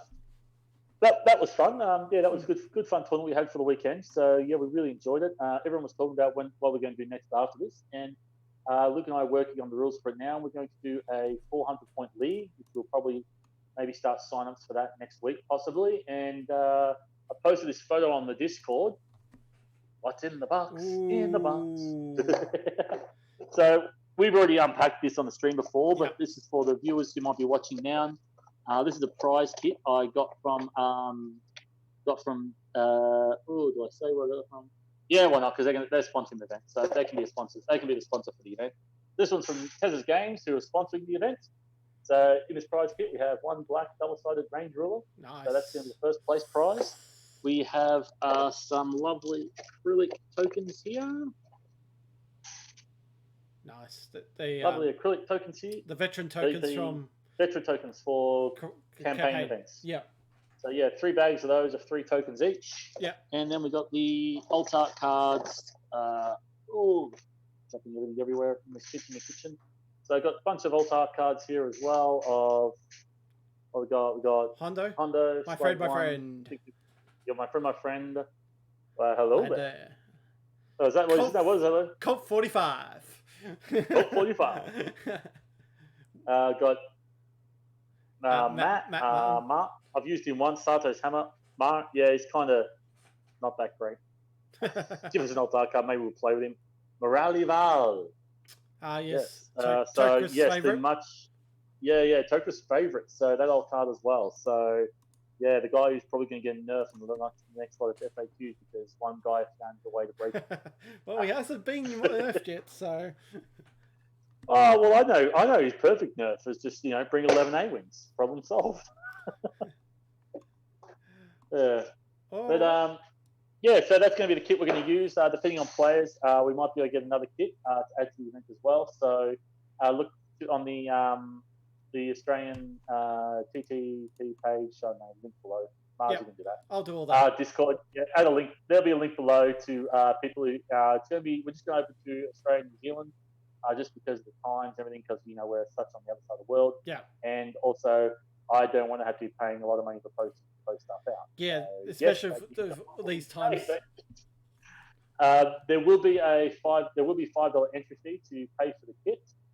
The $5 entry fee will cover the kit and the postage, and the more people get signed up means the more prizes can get posted out to you. So if you're interested in that, and if you're in Australia or New Zealand, then link will be below, and Mars around to do that. Jump on that. And we're playing on TTS, so you can familiarise yourself with that. I'll also be trying to record as many games of that as I can, and we'll get those up on YouTube also. Awesome. All right, let's move it to another gear now, and let's go to the one of the other things we're going to discuss about, because everyone else is doing it these days. We're going to be ranking the commanders for this year. So, Ian. Really? Yeah. Are we? Yeah, we're going to do what everyone else does. So we're going to do what everyone else is doing. Correct. Okay, good thing I put the battery into my laptop because I can't even remember what ranking I put these things in anymore. All right, so we're going to start off with Rebel Commanders first off, from worst to best, and then we'll go to the best commanders, the Imperial Commanders, from worst to best. All right, Ian, let's fire away. I don't think this will surprise anybody, and it's not that she's bad. She's really good. Leia is probably down at my worst for the Rebel Commanders, just because purely price. Her ability is great. When you reveal a dial, you pretty much can get a matching token with it every dial. You reveal, as long as you don't spend another dial, the same, as long as you don't spend another command token that round. So, if you've got a list that wants to put a lot of push squadrons, brilliant. One problem. Yeah. 38 points. 38 points, that's a lot. It costs 38 points. It's like 18 points. That's Tarkin cost, basically. That's Tarkin cost, that, pretty much. And technically, I don't know if she is as good as Tarkin. Hard to say, because, Tarkin can give you the token that you need anyway, or you can still spend another token as well if you had it. Yeah. It's hard to say, but at the same time, you don't need a token. So you can still trigger token abilities even without a token. So if you had a crit where you can't have command tokens, I think you can still trigger Leia's ability from memory. So you spend it as if you would have the matching command token, I think, from memory. I wouldn't know, because I don't see a lot of Leia. Go watch Karnik's video, he'll tell you. Yeah. Go watch one of Karnik's video on Leia. Or ask one of the cannot get ship out guys about Leia, so he raves about it. Yeah. Look, I think she's great. I've tried her, and when you can use that ability, it's fantastic. It's the only reason I put her last is 38 points. Yeah. The only reason. Yeah. That is it. She can work in so many lists, but so can a lot of other commanders that cost you a lot less. Yeah, absolutely. Almost just as effective. Yeah. That's the only problem. Fair enough. Then you start getting the issue where you run into. Yeah, she either works great. To get the most out of her, you're either pushing squadrons, hammering down concentrate fire commands like an all-ship list, and hammering down the repair commands. So if you're something that wants to, what have I tried in? Probably the MC-80 Moncaron if you want that thing always navigating and jumping up, jumping down speed. But at the same time, Nadine is better on those things. Nadine is really great on those things, being that extra click. Yeah. With her, you've got to take nav teams to make her work as well. And I don't think she even works with nav teams. I can't remember. But go watch Karnik's video. He's got all the details there of what she works with, what she doesn't work with. I can't remember. I don't know Rebel Jank, so nearly 10 o'clock at night. But yeah, she's a tricky one. So she put at the bottom just for that reason. Yep. But following right behind her is Sato. And Ooh. it was actually, for me, to be honest, it really was hit or miss, because I've actually managed to play with Leia more than I managed to play with Sardo. Because Sardo's ability, I actually really like his ability. Yeah. The only thing I hate is that Rebels can't get reliable blue crits. Yeah. If we could find a better way without having to chuck on like 2 or 3 upgrades to make on like an MC75 to get those blue crits working for you every time, Yeah. I would actually take Sato and A-Wings all day. And just, trigger all those blue critical effects, like, making you discard defense tokens. Yeah. Making you exhaust upgrade cards. Doing also, like, there's just even HIE, there's so much stuff Sato could do, but if Rebels just had a really good, reliable way to make blue crits work, I don't care about triggering APTs long range. You can make that happen. I know that's easy.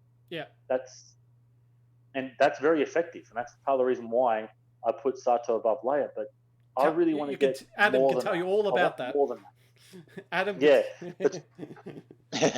He the loves problem Sato. you've got, we should get Adam onto Sato. He can tell us why I'm wrong and right Sato should be number one. Yeah. But it's only because, cool, you got your APT effects, you got this, but when you're firing that APTs at long range, they are in a way less effective because, cool, same with even blue dice, getting blue dice crits off, it's still the same thing, but I don't know, he's great. I want to work, but I just want more reliability for crits. Yeah, he sounds good on paper. Sounds like an awesome idea, but it just, the tools around him aren't there for him to execute what he wants to do. One of the things that makes me really kind of annoyed too, he came with a pelter. Yeah. And I don't think he works well with a pelter. Oh. Like, the only thing you can do with a pelter is, you can do 2 variants. You've got the attack variant that takes the, which you put APTs on, then you can change your reds out to rolling them long range, but you have no reliable way of getting crits, which just irritates me. Cool, I'm going to swap that to 2 black dice. Constantine came in the interdictor, so... Yeah, reasons though. No. That could work. We'll get to him. Yeah. When we get to him, but to make on the other variant, you can change the blue dice. Current firing a ship next to you lets you re-roll the blue. Okay, get blue dice off long range, so re-rolls. So you get re-rolls, but you're triggering the triggering. Yeah. Yeah, I understand. Not a huge fan. Not a huge fan. That's why I put him down at and again, 10. a lot of points for that to happen.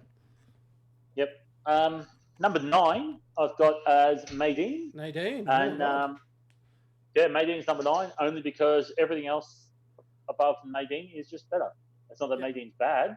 No, you used to run Maydeen. Maydeen's really great. Yeah. I used to run Maydeen on MC75, MC80 Mon Caron is brilliant. Cool. Swing that thing around. That thing doesn't nav very well. So, it's great. But it's the only reason why he's 9 is because everything else is just that bit better. That's the only reason why. That's what I had issues with. Yeah. Yeah, that's the trouble with making these lists. Not that you didn't put it there because it was bad. It's just everything else is just better. Yeah. So number 8, my boy, Kraken. my favorite, Kraken. Jeez. And the only reason why I think Kraken is better than a lot of the other cards on that list for my play style. But in terms of where he goes, he does belong lower down than the rest of the cards. Ian, this was your list, so you could have put him wherever you wanted. You went for. I could have put him, but this is also me being a little bit more objective and understanding that the other ones that I'm about to mention are in fact better than his ability. Fair enough. Yeah. Like, his ability does require triggering points, and there are limitations. So there are limitations. Like saying, if Nadine was a bit cheaper, would you be a bit lower? Of course he would. Oh yeah, if Nadine was cheaper. Oh no, even not that. It's not even so much like Leia's the only one I really put on price point. Everything else is more ability. But yeah, so that's why I put Kraken there at 8. Then at number 7, I've got Mon Mothma. Only because now Mon Mothma's good. People will probably rate her higher because Rebels have all these evade ships, but I myself was just like, oh yeah, cool, evade. But actually, people rate Mon Mothma worse off. Actually, so yeah. I don't think, like, she's probably better than Kraken because you get those, evading medium range, pretty sweet. Like Kraken's pretty much built to the range. They're almost a draw, the two of them, 7 and 8. It's the reason why they're together. Yeah. I only just place Mon Mothma slightly higher because other larger ships like that have evade tokens, they can also use their evades and they're going slower, like Pelters. You know, Pelter can still use its evade token if you put around Pelter. Where if you put Kraken on a Pelter, well, good luck. So, that's not going to happen. And Mon Mothma just works on more ships than what Kraken does. That's really the only reason why she's there. Right. Then moving down, and this one here, a free tie. A three-way. This is, to me, honestly, it's just a three-way tie. 6, 5, 4. You decide what you want them. As far as I'm concerned, all three of these are equal. They are absolutely equal. You put them in your list. It all depends on your list, but I think all three of these are equal. Like Garm's ability, those tokens. I've always loved Garm. Yeah, Garm I know. Really Garm is life for you, Ian. I know. Garm is life. I've been playing Garm since he came out, and I've loved Garm. I started flying Garm as a joke, just like I started flying Kraken as a joke, and then I realized, hang on, this is really brilliant. Yeah. Like those extra, like Garm's ability to give you those tokens at the start of the round and just allowing your ships just to literally nav wherever the heck they need to be. Yeah, is so powerful, that ability. It's just people underestimate that. They think, oh, you're just getting command tokens. What are you going to do with the command tokens?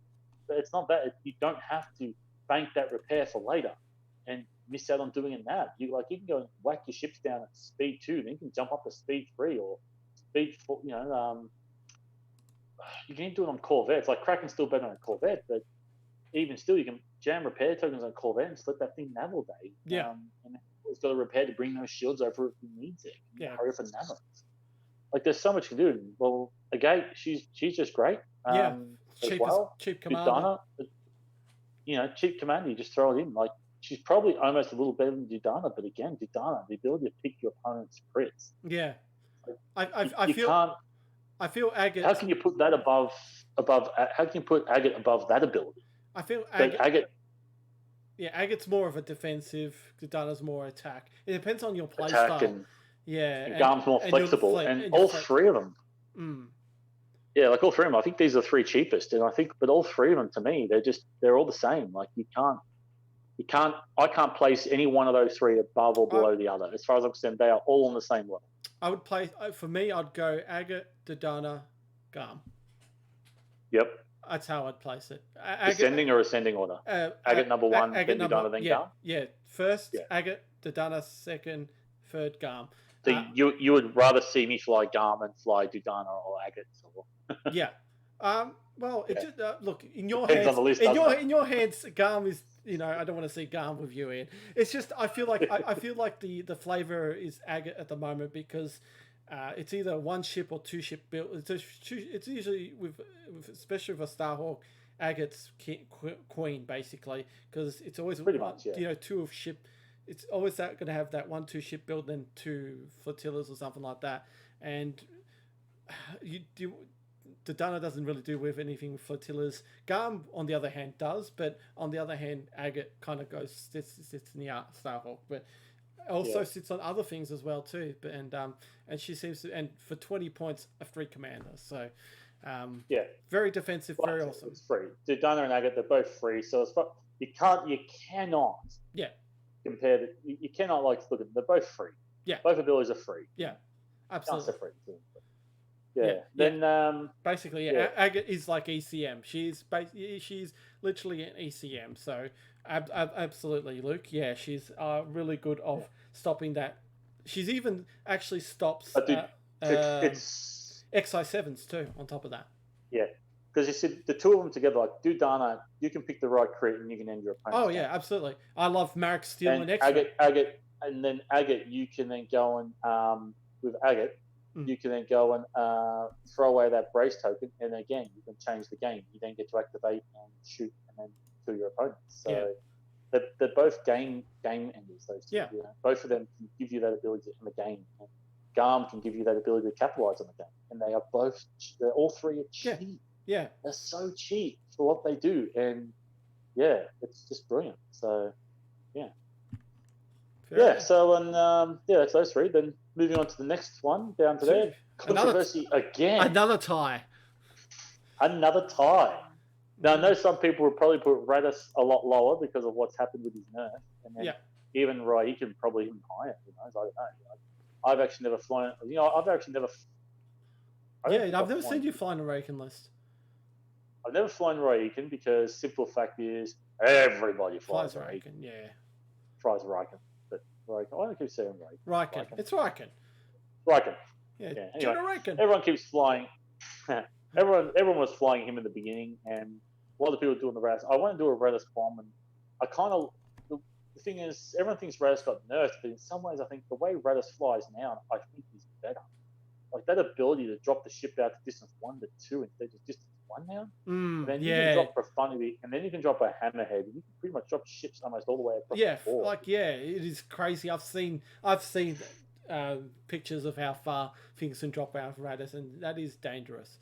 Absolutely dangerous. Like you think about if you get an engine text Corvette with Radis on board, then you ram that thing up, and then you go and drop profundity in such a way, and you got profundity tooled up with damage control officer ECM, so you're not taking crit damage. You're not going to die from it, no matter how strong their attack is. It is not going to kill that ship. No.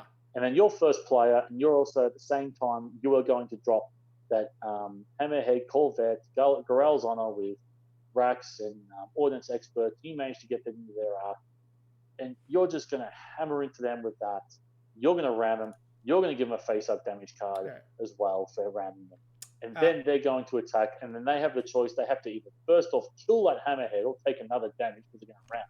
All right, I've got a question on the chat here. Alex is asking what are the changes for Radis? So I think he hasn't been aware of the Radis FAQ. Okay.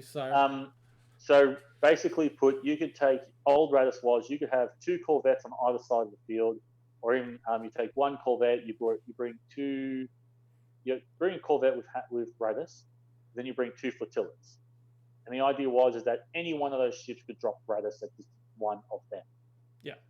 Radis has now been changed that you can now only drop Radis at distance 1 to 2 of the ship that is equipped. Correct. So, you don't have that ability to drop Radis from the Radis bomb from any ship now. Yeah. But you do get to drop it at a greater distance from the ship that you are. So, and then it's pretty good. Yeah, some people are annoyed by it, but I think it's the other one, the 1 to 2, is pretty awesome. Yeah, I think to me that makes it much more interesting. And at the same time, it also becomes, if people aren't aware, they're thinking, oh, there's the Radis ship, I'm going to try and get in there and kill it. If you've got something like a Corvette, you're going to try and want to maybe get in there and kill it. Yeah. Before you can drop the Radis bomb. But if you're a good Corvette player, and if you bring the right objectives of, say, those dust fields, I'm going to sit behind those dust fields and drop that Radis bomb on your ass. You're not going to be able to shoot long range with your lovely, the Oniga, trying to shoot those things off long range. Yeah, good luck with that. Yeah. I'll even chuck these on that thing and burn away 2 of your dice if you try and shoot. So, you had accuracies to try and lock them down. Like I know you try to get 2 accuracies, long range out of that thing. So I'll say, yeah, cool, I'll bring MCNs, and go for your 2 accuracies, and I'll just lock it onto the other 2 dice you got there. So, I think it's he's much better, and Raikin, no matter how many times he's had some kind of nerf towards him, to make him work the way as intended, he's still powerful. Like that ability that you can then go and drop that ship, and it doesn't die. Yeah, it just sits there. Yeah, and it has the ability to attack and do whatever it wants. Oh no, I'm even thinking that you take something like you go and chuck Raikin on the Starhawk on, I think it's the Unity title. No, not Unity. Amity title. I think it's the Amity title. Yeah, it's the Amity title where if you ram it, if an enemy ship rams you, both ships take 2 face down damage cards. Yeah. Yeah. Think about that. You just killed me. I'm right in front of you. Yeah. You've bumped me twice already. I've shot into you, done damage to you. You're going to shoot me. Yeah, cool. I'll just Raikin myself there, and then you're going to bump me again. You're going to take 2 damage cards. Yeah. Like seriously, that is bad. Bad. But if you're dumb enough to just land in front of a Starhawk, well, yeah. I don't know. Maybe you're also a Starhawk and want to land in front of it too. But yeah, just that ability to zombify one ship or one squadron around. It's pretty sweet, really. Like, absolutely, it's still a really great ability. Absolutely, yeah. No, fair enough. I'd say, oh, it's really hard to say. I'd say probably Radis first and Riken second. I'd say Probably would, but look, to me, they're. I don't think you can really place it just depends them on the as play style one on the above the other. players. It depends on the play style, but I think both of them just deserve equal, second, third, or just All right, second or whatever. So. all right, cool. Then, obviously, number one. How can you pass him up? Number Akbar, one. Ale. Yeah, it's Akbar. Disney might have treated him poorly, but I never will. Yeah, I never will. Yeah, or should I say just two people? Nasty. But yeah, Akbar is just. How do you go wrong? He works with all ships. He's more effective on certain ships than other things. But like your Akbar Corvettes, cool, 3 red dice in the TRC every round. On the pickles. Hell, even people have been talking about putting him on the Starhawk just so you've got equal red and blues at the equal dice at the front and side. Yeah, and the gun teams. Yeah. Yeah, cool, gun teams. Okay, yeah, okay. Oh, do you want to avoid my front arc? No worries, my side arc's just bad. Yeah. A gun team, so I'll still shoot 2 of your ship. Yeah.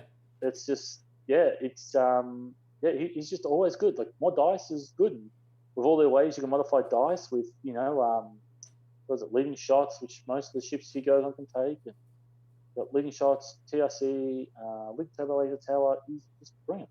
Yeah. No, I agree. Akbar's still awesome. I think he always will be awesome. I don't see him dropping anywhere. I'd say he goes with everything, and 38 points, a little bit on the expensive side, but you pay for what you get. You do. For something offensive like Akbar, it's just, and it goes, as you said, Ian, it goes with any type of ship. He does. He goes with everything. Yeah. Apart from flotillas, but let's not leave. They're not ships. Well, yeah. Admiral Akbar breakfast cereal. Yeah, that's right. Luke. Yeah. 2 thumbs up from Ash. So yeah.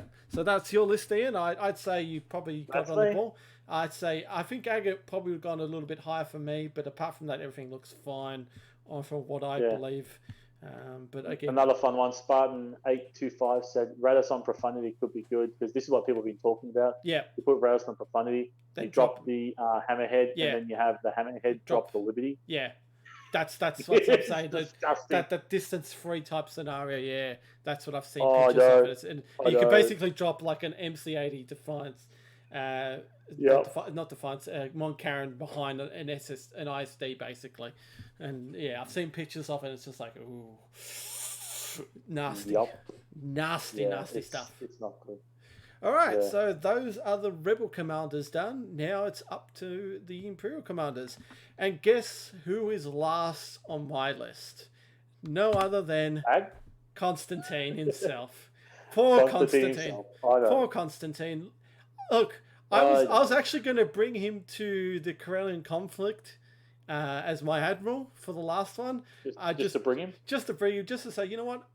I want to bring him in. I just want to see. I've flown Constantine. Yeah. Just to make him work. 23 points, not bad. It's all right with points. Just the conditions to make him work. You've got to have 2 friendly medium or large ships just to make it work. If you've just got one... it's useless. If your ship dies, he's useless.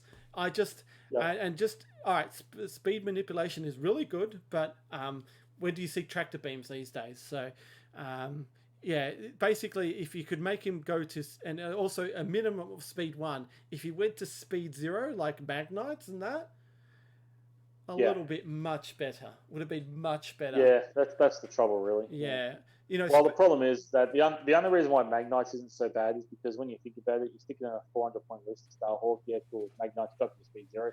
Yeah. But that ship's only going speed 1 to 2, and it's slow. And it's got to be speed 0 too. Don't forget, it's got to go down to speed 0 as well.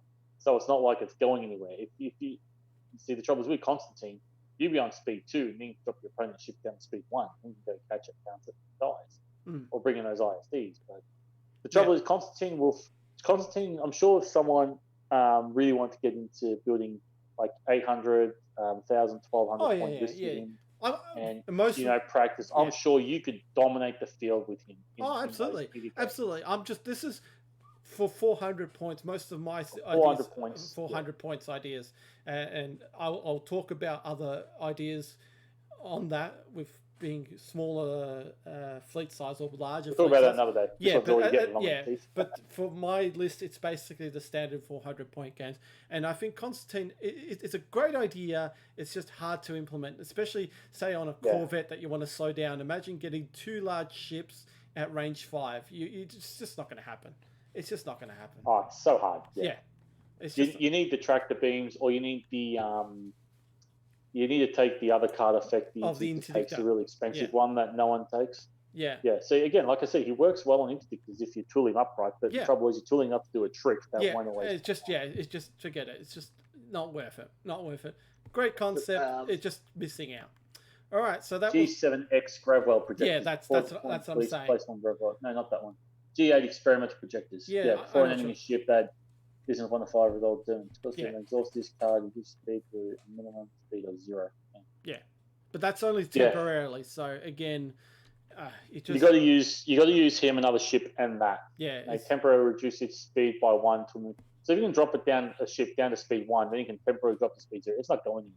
Yeah. Like him and that, they're designed to lock things down, but it's way too much. Way too much. Yeah. All right, so of course he's last. And of course, who is second last? That's Tag. Tag. Now, Tag, you're it. Now, Tag, he needs his timing fixed up. I've actually ran Tag, and I've ran him on the SSD as the TRC Iden kind of thing, and I enjoyed it. You know, it was kind of fun, but it's only like a one-trick pony. And Tag, 25 points again, not expensive, but it's just the timing, like the start of the third round. What's really happening at the start of the third round? You're basically ships, mate. Starting the right now, like the Architons. Yeah, Architons. Yeah, true. You could do that, but you don't want. Tag. Where did he come in? He came in the Gazanti. Oh, okay. Yeah. Yeah. Yeah. So, look, his ability is okay. If he was say maybe start of 4th and 5th round would have been better. Probably 4 and 6 is probably better than 3 4 and 6. 5. I think would be a bit too much. I'd say. I think it's I don't know. It's probably too little, too late. Yeah. Oh no, not really, because you refresh at the start. Yeah, I'm not quite sure at the 6th round. I think people would be. Oh, hang on a sec. You've gone quiet again, haven't you? Why has he gone quiet? Have I? Because you changed the scene. Oh no, it's all fine. It's all good. No, you went actually quiet. Yeah, never mind. Oh, I went quiet. Oh, okay. I would have been messages from other people saying you're quiet. But anyways, General Tag, down on the second last there on 12th, I think it is. 12 point. 12th. Okay, so it's not these bad. There's just there's cheaper, better. There's cheaper and better things there. Just the timing of that, the start of the third round. Again, if you want fast ships, Raiders, Architons, then maybe I know Krabick loves Tag, and he rated them a little bit higher, but with my Tag on TRC Architons, mate, I can't see that being so bad. I'll take someone else which is much higher, and I'll show you who I'm talking about. So all right, so we'll move on to 11th place, and that's Ozzel. Ozzel is at 11th place. Now, I've put Ozzel here because other cards do what he does already. So, what's the Fleet Command? Not the... I can't remember. Oh, look, it's a free ability, mate. Yeah, it's a free ability. 20 points. It's a free ability. And if people don't understand what we mean by that, because you have to take an Admiral, then, you have to spend at least 20 points. So, he's free. Yeah, look, he would have been higher... before Ramadi, because he would have been that free Admiral, but Ramadi has taken that free slot now. So exactly, that's the problem. Ozzel, look, I played Ozzel in our first Kremlin conflict. I loved him, but there's fleet commands, there's other things now that can do that quick speed change. So also Ozzel Officer, as people aware, is out, and that does that speed 1 move at the start. So again, after Ozzel does that as the officer, then Officer Vader comes in and chokes him. So there are other things that They're You have are much failed better. me for the last time, Admiral. Yeah, so Ozil's not bad. It's just I've placed him there because I feel like that, other things do what he does, and there are better things for him. All right, next one for me is Palpatine. Help! Palp is a really good idea. Like a massive Intel officer buff. 35 points is a lot for what he's trying to do at a 400 level.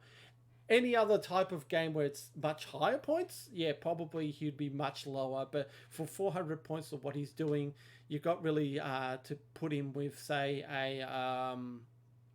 you got to put him with Intel officer to make him work, and to make him work, it's gonna take some time. It's gonna take a lot of points to make it work. So, I haven't played Palp. I like the idea of Palp, but I feel like that is just a lot. The trouble. The trouble is timing. Yeah, like, and you're not gonna spend you want all the tokens. You're not gonna spend them all, basically. Like. How many rounds of fighting do you have? Like what? Depends. 2, 3, Usually 4? it's 4 out of 6. 4 out of 6. So that's like what? 3 rounds of token using. It's good because if you do if you had round 4 or 5 and you do brace, screw your braces. Yeah. Or you say screw your braces at round 4, it's okay. Yeah, like you want to be generating those accuracies. But these biggest Palp Admiral's biggest problem is Commander Commander Palpatine's biggest problem is crew Emperor Palpatine. Yeah, well, some people aren't really clued on. I like it, but some people haven't really clued on. And I feel like that it's just a lot of points to do what he wants, what they're trying to do. Again, I feel like he would be better on a much bigger point scale. So, but I've placed Palpatine again this high because of the points. And they're much better commanders than him. What he does is Intel officer, basically, super Intel officer. He might not be too bad now with Salvo getting out and about. No, that's the other thing too. Salvo, you can stop Salvo, but he kind of makes Salvo a one-time thing now. Yeah. So but that's my view. I like to run him, but I just feel like too many points, especially when there's other things around that kind of point that does better. My next one is Tarkin. Tarkin for 38 points is just, again, a lot of points for tokens. I know tokens is king at the moment. There's a lot of, you can do fleet commands. There's a sovereign title as well that changes tokens as well for Tarkin. I just feel like for a 400-point game, he's overexpensive for what he does. I think he's better than the other ones, like, say, Palpatine or Tag or Ozil, because he gives you token efficiency, and token efficiency is awesome as by Garm. But Garm is 25 points compared to Tarkin. So the difference is Garm's more free because you can assign any token you want, and it's at the start of the 1st and 5th rounds. But and there's games it still works out to be the same amount of tokens, but at the same time, it's like Tarkin, he only gives you everyone gets the same token, correct? And paired with Sovereign, okay, it works. But as I said, with a bigger fleet like an 800, 1200, Tarkin would be awesome. But with a 400, it just doesn't work out. It depends also the fleet size. If you got more than 4 activations, then probably Tarkin will work. I've also gotten a boo from Games with James there because he loves Tarkin. He was waiting for this for me to rib on Tarkin. No offense, James. There are much better things up above Tarkin that do things better. This is why I'm going from bottom to top. Tarkin is good for other things, but I feel like Tarkin for 400 points is Yeah. All right. Yeah, that's the trouble, really. Yeah, so if Tarkin was a little bit lower, yeah, absolutely, for sure. Yep. So that's Tarkin at 9. 8, I have now, wait for this, Darth Vader. Now, the top 8 of commanders here are very hard to split. I think that the top 8 of Imperial commanders are excellent commanders. Started. Vader's only got the bottom top 8 because of of what other Vaders are around. Officer Vader is probably one of the best cards going around these days. And basically, Boarding Trooper Vader is also awesome. Commander Vader, which one would you choose? You know, it's basically a Squadron Vader, Officer Vader, Boarding Trooper Vader, Commander Vader. And Commander Vader is kind of... there's a lot of other things that basically does dice modification these days. You can start... Yeah, there's better things with dice modifications that don't hurt you as much. Because when you got to spend that token... Yeah. And, you know, if you've got a swarm of Corvettes coming at you and you've got 2 AEST lists, go for it. Yeah, and I feel Officer Vader does, for 1 point, does exactly the same. All right, you have to kill another officer, but, like, if you have Strategic Advisor, you have Ozzel, you have Nida, you could just throw them away. They're useless, basically, when you get into combat. So, yeah, exactly. So, yeah, so I feel like that Officer Vader has trumped Commander Vader, and that's why he's lower down. Don't get me wrong, he's still an awesome commander to do. Anytime you want to roll dice, you just pick off whatever defense token you're not really needing. Like, say, like an Interdictor. Interdictor doesn't have really dice modifications apart from Screed. At least you can throw away a Contain or you got use 2 a Contain. Yeah. Well, it's Exhaust a Contain. It's not throw away. It's exhaust. So it's exhaust a Contain. If you do it again, then it is. But... Yeah. So you exhaust a Contain, and I'm like, oh, okay, cool. I've only got... So it's perfect against Interdictors, but Interdictors have horrible dice. So. Yeah, true. Again, yeah, that's the thing. And and AEST, you've got 2 redirects, but when it comes to the thick of the fight, you really want those 2 redirects. So that's why I put Vader 8th. So that's... And again, Vader's still awesome, but again, as I'm saying, for most of my picks, everything else above it is better, way better. All right, so we go to 7th is Modi. Modi is awesome for new players. Clint is going to disagree with you here. Yeah. I know. He's the safety net, isn't he? Well, Modi won the tournament. So the ANZAC tournament. So yeah, I suppose. Only because the TO rigged it. I feel like Modi's, and for defensive fleets, apart from that, if you're not getting shot at or not doing, if you're more attacking and not getting hit at, Modi's doing nothing for 4 points. And Modi is just, a defensive admiral, and most of the time you want to attack with Armada. I'm a defensive admiral myself, but I don't use Modi. I've used Modi at the start when I wanted to start, try things out. It's a really, as I said, good commander.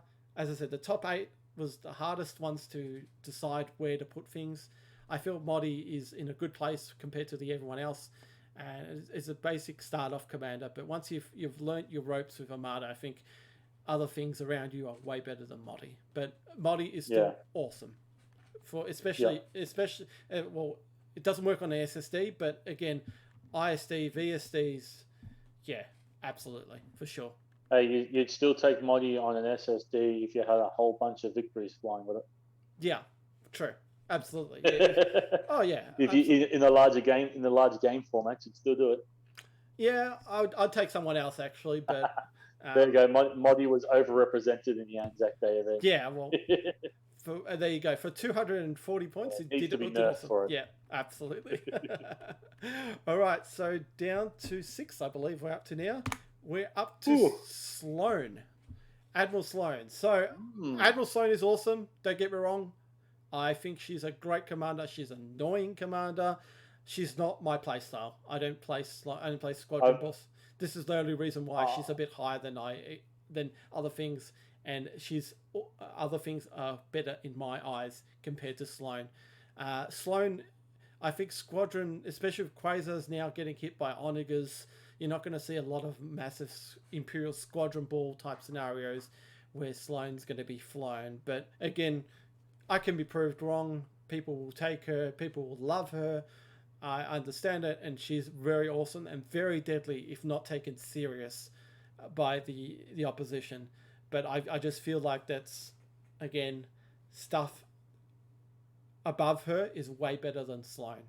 Again, if you Well, I remember a while back, well, probably before Onigers, Mm. what they were saying about Sloane. The fun thing about Sloane is Sloane will win you games, but she won't win you tournaments. yeah, And I think that's proven to be true. Sloane hasn't won a lot of tournaments compared to many other admirals out there. Like, she's done very well. yeah, And she's made a lot of top places. She does well. yeah. But the problem is if you don't take she's a squadron admiral. yeah, and if you don't take her seriously, she will dice you up big time. But like if you nullify the squadrons, or if you nullify the flagship, then it's useless. The squadrons become useless. So but in the right hands, Sloane is very deadly, and she is a very good admiral. But that's why she's only 6 on my list, because I don't use her. But she is, I consider her a very good admiral. So that's 6 for Sloane. Now 5th is my good old favourite Screed, Admiral Screed. So Admiral Screed was my go-to guy, as Ian would know. Just the dice manipulation for Screed, just to get that whatever dice you really wanted on the board, but just to spend that dice and to get that crit, or to get the a double hit crit or a blue accuracy. And Ian is gone. Okay, so there he is. Oh no, you're muted, Ian. Wife's in the background, doesn't want to be seen on screen. Okay. Hi, Lisa.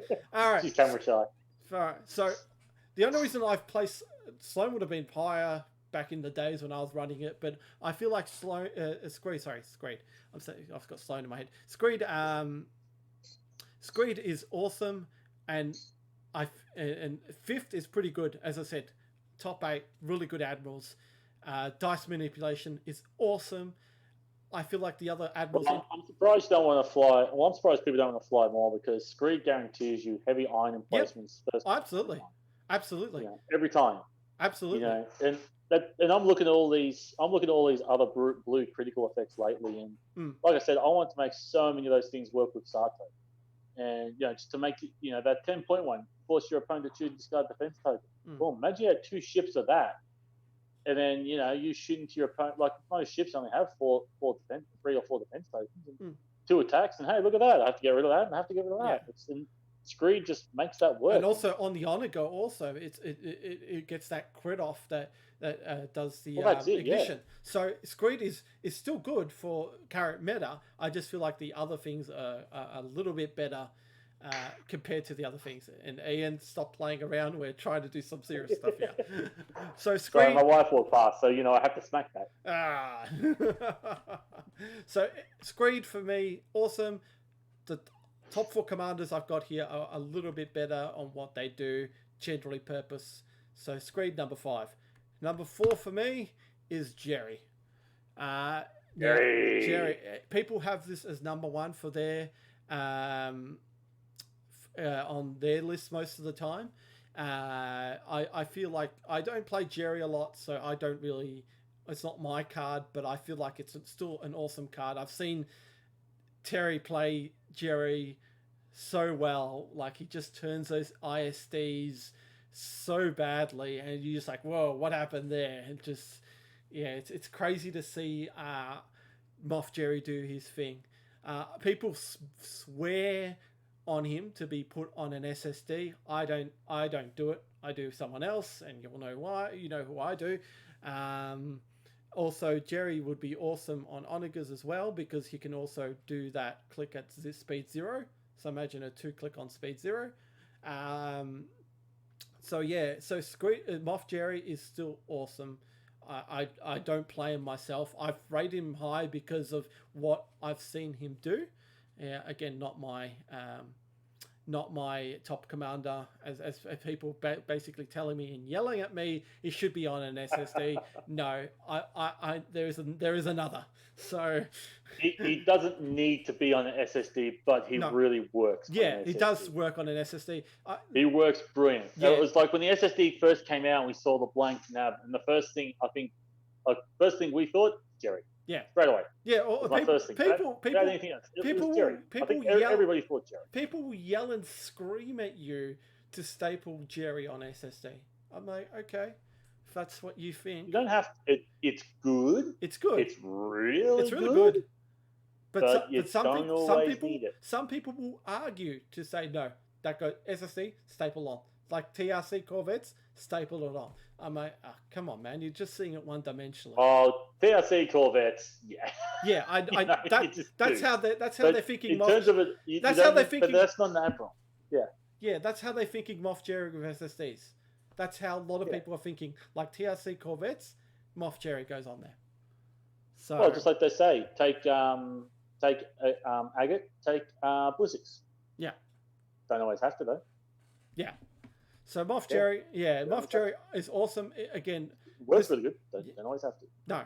Moff Jerry, number 4, awesome commander. Not my commander of choice. That's why he's 4th only for me. And that he still rates highly from what I've seen other people play like Terry, but he's 4th on my list. Third, here we go. 4. Who we got left? You got so many admirals. Yes, it says 13 admirals compared to 11 in Rebels. So third, Grand Admiral Thrawn, and people are we've just lost subscribers now. Now people are going to be jumping up and down at me, going, "What are you talking about, Mars? Thrawn should be number 1. What are you doing? Get out! You're useless, Mars. You have no reference here." And Luke's yelling at me saying Thrawn has won nationals. I'm like, yes, I know that. I know what. Or did Kraken lose nationals? Here we go. I'm like, yes, I get it. Thrawn is awesome. Thrawn would have been number 1 if it wasn't for a certain card that got FAQ'd. Now, Thrawn is only 3rd because I feel that Thrawn is a little bit expensive for a 400-point game, just a little bit. On certain lists, like the national champion that was this last year's, or this year's, if you want to really call it, he did awesome. He did fantastic with it. For me personally, I feel 32 points for 3 dials, a little bit expensive. For my playstyle. It's for who was it? For the national champ, he was running squadrons. He had 1 set objective, 1 dial. Fantastic. Let's go for it. So, and for anything like a 1200 point, 800 point game, Thrawn is my go-to guy for any large battles, because Thrawn upscaled, it just becomes almost a god kind of commander for an SSD, like a topped up super SSD Executor 2. The massive one you can only take on epic battles. So I feel like that Thrawn is way better in bigger matches. 400, he's awesome, but not my awesomeness. So compared to my other 2 admirals that I have in front, I feel that Thrawn is still awesome. He could be number 1. He was number 1 for a while, for a little bit for me, but then I fought it over and I put him 3rd. So he could be almost a pseudo first kind of thing. Yeah. All right. Just a couple of comments first. Please, Alex, don't unsubscribe. I'll get Mars off the show before I let you do that. This is my list. Ian, you didn't get to use Damage Control Officer at all, but I don't know if you faced off against any of the APT ships flying at you. If you had faced off against one of those 2, you definitely would have needed it. And Ditch Torto, still in there. Is that you, Marcel? Haven't heard from you for ages, mate. Just good to hear you're healthy, and I hope things are all doing good. Wow, great, Marcel. What's going on? Yeah, I know. I haven't heard from him for a while. Yeah, so he says, still healthy here in Netherlands. Awesome. I think that's Marcel. I'm not too sure. Let us know, mate. Say yes or no. Hi. Yep, it is. Hi. Yeah, okay. Yep, it is. Good to hear from you, mate. Nice to hear from him. Yeah. All right, so we're down to the last 2. 2 is General Ramadi. I think that Ramadi is awesome, or Mick Romney, as everyone calls him. Mick Romney. Yeah, Mick Romney. 20 points, free commander, offensive, net gain of 2 attack dice when obstructed. I just feel like that he's just fantastic. Or you just no longer have to care about obstructions. Correct. I feel like that he's just, for free commander, to what he does, it's just awesome. Winning games of Armada is always done by attack. and attack wise, that I feel like that Ramadi is just perfect for a free commander. Also was that free commander that everyone took. Now Ramadi's taken that spot and saying, I'm the free commander now. I'm the captain now. So I am the captain now. Yeah, so Ramadi works perfect on Onegers, works perfect on Architons, as shown by Clint. Works anything. That's one by Clint, as proven there. Yep. He works on every ship. Yeah. Like, come on, you're adding it. You don't have to care about obstruction anymore. No. And you don't have to care about obstruction. See you, Marcel. Thanks for tuning in. See ya. About obstruction more, you can negate so much junk out there. You're adding extra dice. Yeah. Like, it's a net gain of 2 dice. Net gain of 2. Yeah. So when you're adding 2 dice, that's just awesome. You negate obstruction, then you added dice as well on top of that. So it's crazy. The only reason why he's only second compared to first is that you need that obstruction. Like, that's the only thing. Like, if you don't get an obstruction, he's just useless. But it's not hard to get an obstruction. Like, you just have to kind of work yourself backwards from, great, I can avoid obstruction, to, great, I want obstruction. So, it's that kind of mentality that you fly your ships to, trying to get that out of obstruction. Now you want obstruction. So, I feel like for Ramadi, he's, as I said, Clint with his kittens and his triple ISDs, that was something to see with Ramadi on board. Oh, God. Yeah. Oh, man, that was horrible. Yeah. Yeah, people, if you want a nightmare, Ramadi 3 ISDs and 2 Complement Kazanis, I think it was. Yeah, 5 activations, 3 ISDs. 5 activations to 3 ISDs. Yeah. Let that sink in. Yeah. 5 activations, 3 ISDs. Yeah. Yeah, that's why Ramadi's up there, and I feel like he's really good for a free admiral. For a free admiral. Absolutely, admiral. He's just free. Yeah. The only saving grace in that list of Clints is the lack of rerolls. Lack of rerolls, but lack of he doesn't need rerolls. The way he rolls dice, he doesn't need. He's got his dodgy dice tray. Yeah, always rolls doubles or something. Yeah, people have a go at my dice, the dancing monkey dice, but his dice tray is worse. Clint's got nothing. Oh. All right. So, number 1, who's left? The upset. This is you're taking the place of Thrawn here. Piet. Admiral Piet is my number 1. Yep. And why are you asking it? Why? Hang on. Whoa, slow down. Thrawn is way better than Piet. What are you talking about? Yes, he might be, but Piet does what Thrawn does for 2 points. All right? I know what you're saying. It's like, I'm like, hang on a sec. No, he doesn't. You need a token for him. It's like, yeah, okay, you do need a token for him. Yeah, but he also only does it for 1 ship. Thrawn works for every ship. That's true.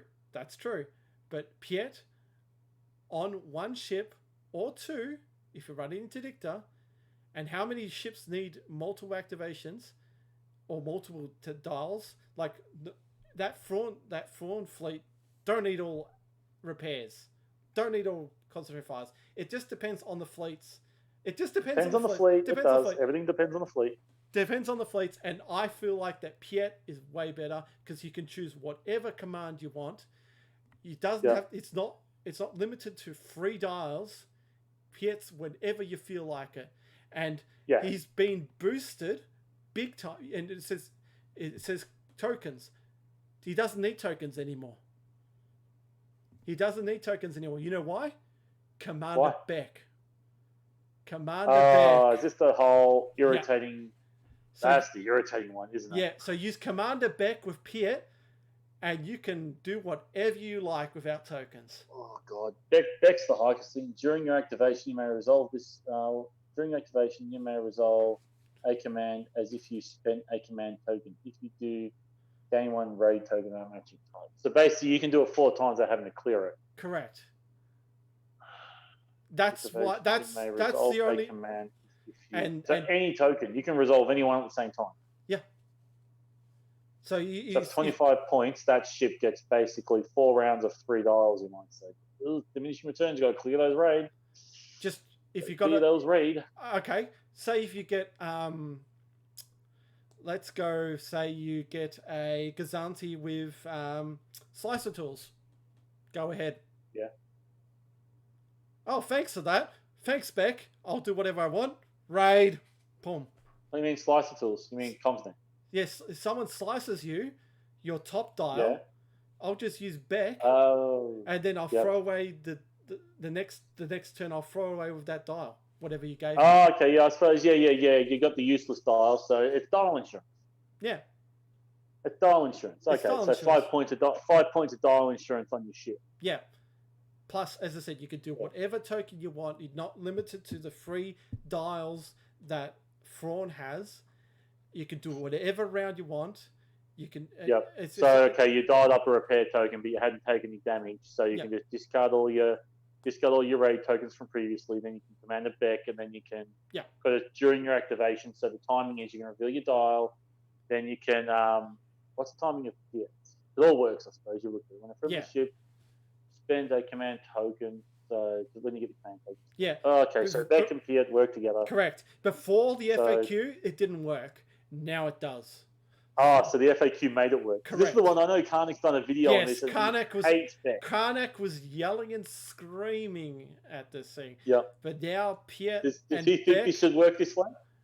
Huh? Does he think it should work that way? No, he thought the other way. Because it shouldn't work with Piet. No, because he needed a physical. He thought he needed a physical token with Piet.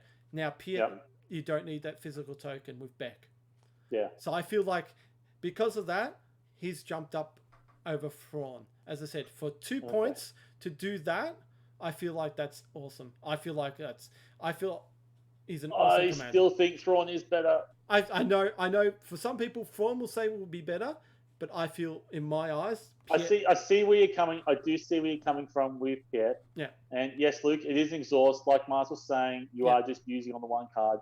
You'll only be screwed if people start to bring that cannon and pick on something, whatever cannon that makes you exhaust your upgrade cards. Then boom, that'll screw you. Yeah. But it's who takes those. Maybe some idiot with Sarte trying to make blue crits work. Yeah. He'll bring that. But yeah, no, that's just. I know people were going to get upset with me putting Piet in front of Thrawn. I had Thrawn in front of. Please don't unsubscribe. I had Thrawn in front of Piet at first when I made this list. Yeah. I said, you know what? This is my list. This is how I'm going to roll. If you don't like it, viewers, don't worry. Trash, that's it. Trash, you're up. Mars is out. You did a great job doing the sign off the other week. So the other day on the game. So you did a good sign off there, mate. You would definitely taken Mars's place. And he's out. Yeah, and Piet on an SSD as well too. Piet works on. Piet on SSD is great. Yeah. Like it's just awesome. I feel like Piet, for me, from what I see, is on a 400-point game. When I'm talking about a bigger game, I don't bring Piet. Piet's useless on a bigger game. On a 400-point game, Piet, in my eyes, in what I build, is better than Thrawn. Way better? No. It's like slim margins. As I said, it can interchangeable. Thrawn could be first. Piet could be first. I felt Piet, in my eyes, was better for me. And this is my list, so make your own. Beck is really going to hate it if Commander Rex gets in close to you. Yeah, you got 2 raid tokens there. You can't get rid of them. Yeah. You can't get rid of one. You dial. Yeah, I know. There are things towards it. Like if you want to build against it, that's fine. And again, Thrawn would be better for that. I'm just saying what I see as a commander. As I said, for a 2-point commander, what Piet does is just awesome. It's pretty good. Yeah, you got to look at that points efficiency. Like Thrawn, the trouble, that's half the battle with ranking these. Like Leia. Leia is a fantastic ability. Absolutely. But the extra 18 points, that's the problem. Yeah. Like these abilities, that's the funny thing. Like all the abilities are all great abilities. Yeah, absolutely. Except for one, which isn't that great, which is so difficult to make work and useful. But yeah, it's just not. Yeah, they're all great abilities. It really is just the point. As I said, the top 8 Imperial commanders are really awesome. Like you can't go wrong with if you choose any of those top 8 commanders. Like even pretty much, yeah. Yeah, like Vader is just that edge of where, like, well, do I take Officer Vader or Commander Vader? But for everyone else, it's just awesome. Like there's no going wrong with anything there. Again, depending on your fleet type, but I feel like any of those top 8 are still awesome cards. So again, people can take what they want. This is how I feel about it. As I said, I was chopping and changing with Thrawn and Piet, and that's how I felt. That's how I went. Out of points efficiency and what he can do with other cards as well. Yeah. Thank you, Luke. He likes it. So he likes my race list. Yeah, the Rebel ones was pretty spot on, wasn't it, Luke? The Imperial one? Yeah. Yeah. All right. Well, guess what, mate? It's getting close to 11 o'clock. It's getting late. We've been keeping these poor people up for who knows how long. Yeah. So, that's how long have we been going for now? That's 2 hours, almost 2 hours of streaming. So 2 hours and 16 minutes. Oh God, yeah. Let's stop wasting everyone's time with your horrible opinions on Pierre Thrawn and yeah, I know. Yeah, cool. I'm gonna get the hate mail now coming to my house and thanks, Dad. Yeah. So what was your personal email address again? I'll just put that comment in there. I'll be dodging bullets on the front of my house. So. Yeah, I feel that's going to happen. So, all right, Ian, let's sign this off. Any final words before we leave? No, just people in Australia, if you're on the Discord, Mars will leave a link for both the Fly Casual Discord and the Australian TT Discord if you want to jump onto that one for the tournament. Ideally, we do want to play them on TTS. TTS. Oh, so many of these short-term acronyms for such late night. So on TTS, because it's much more fun than playing on Vassal. Yes, I said that, and I probably just lost a bunch of subscribers too. So by the end of this stream, we're going to have no one left watching this. So that's about it, really. So keep an eye out for that, and more details to come probably tomorrow. I was going to do it tonight, but it's too late.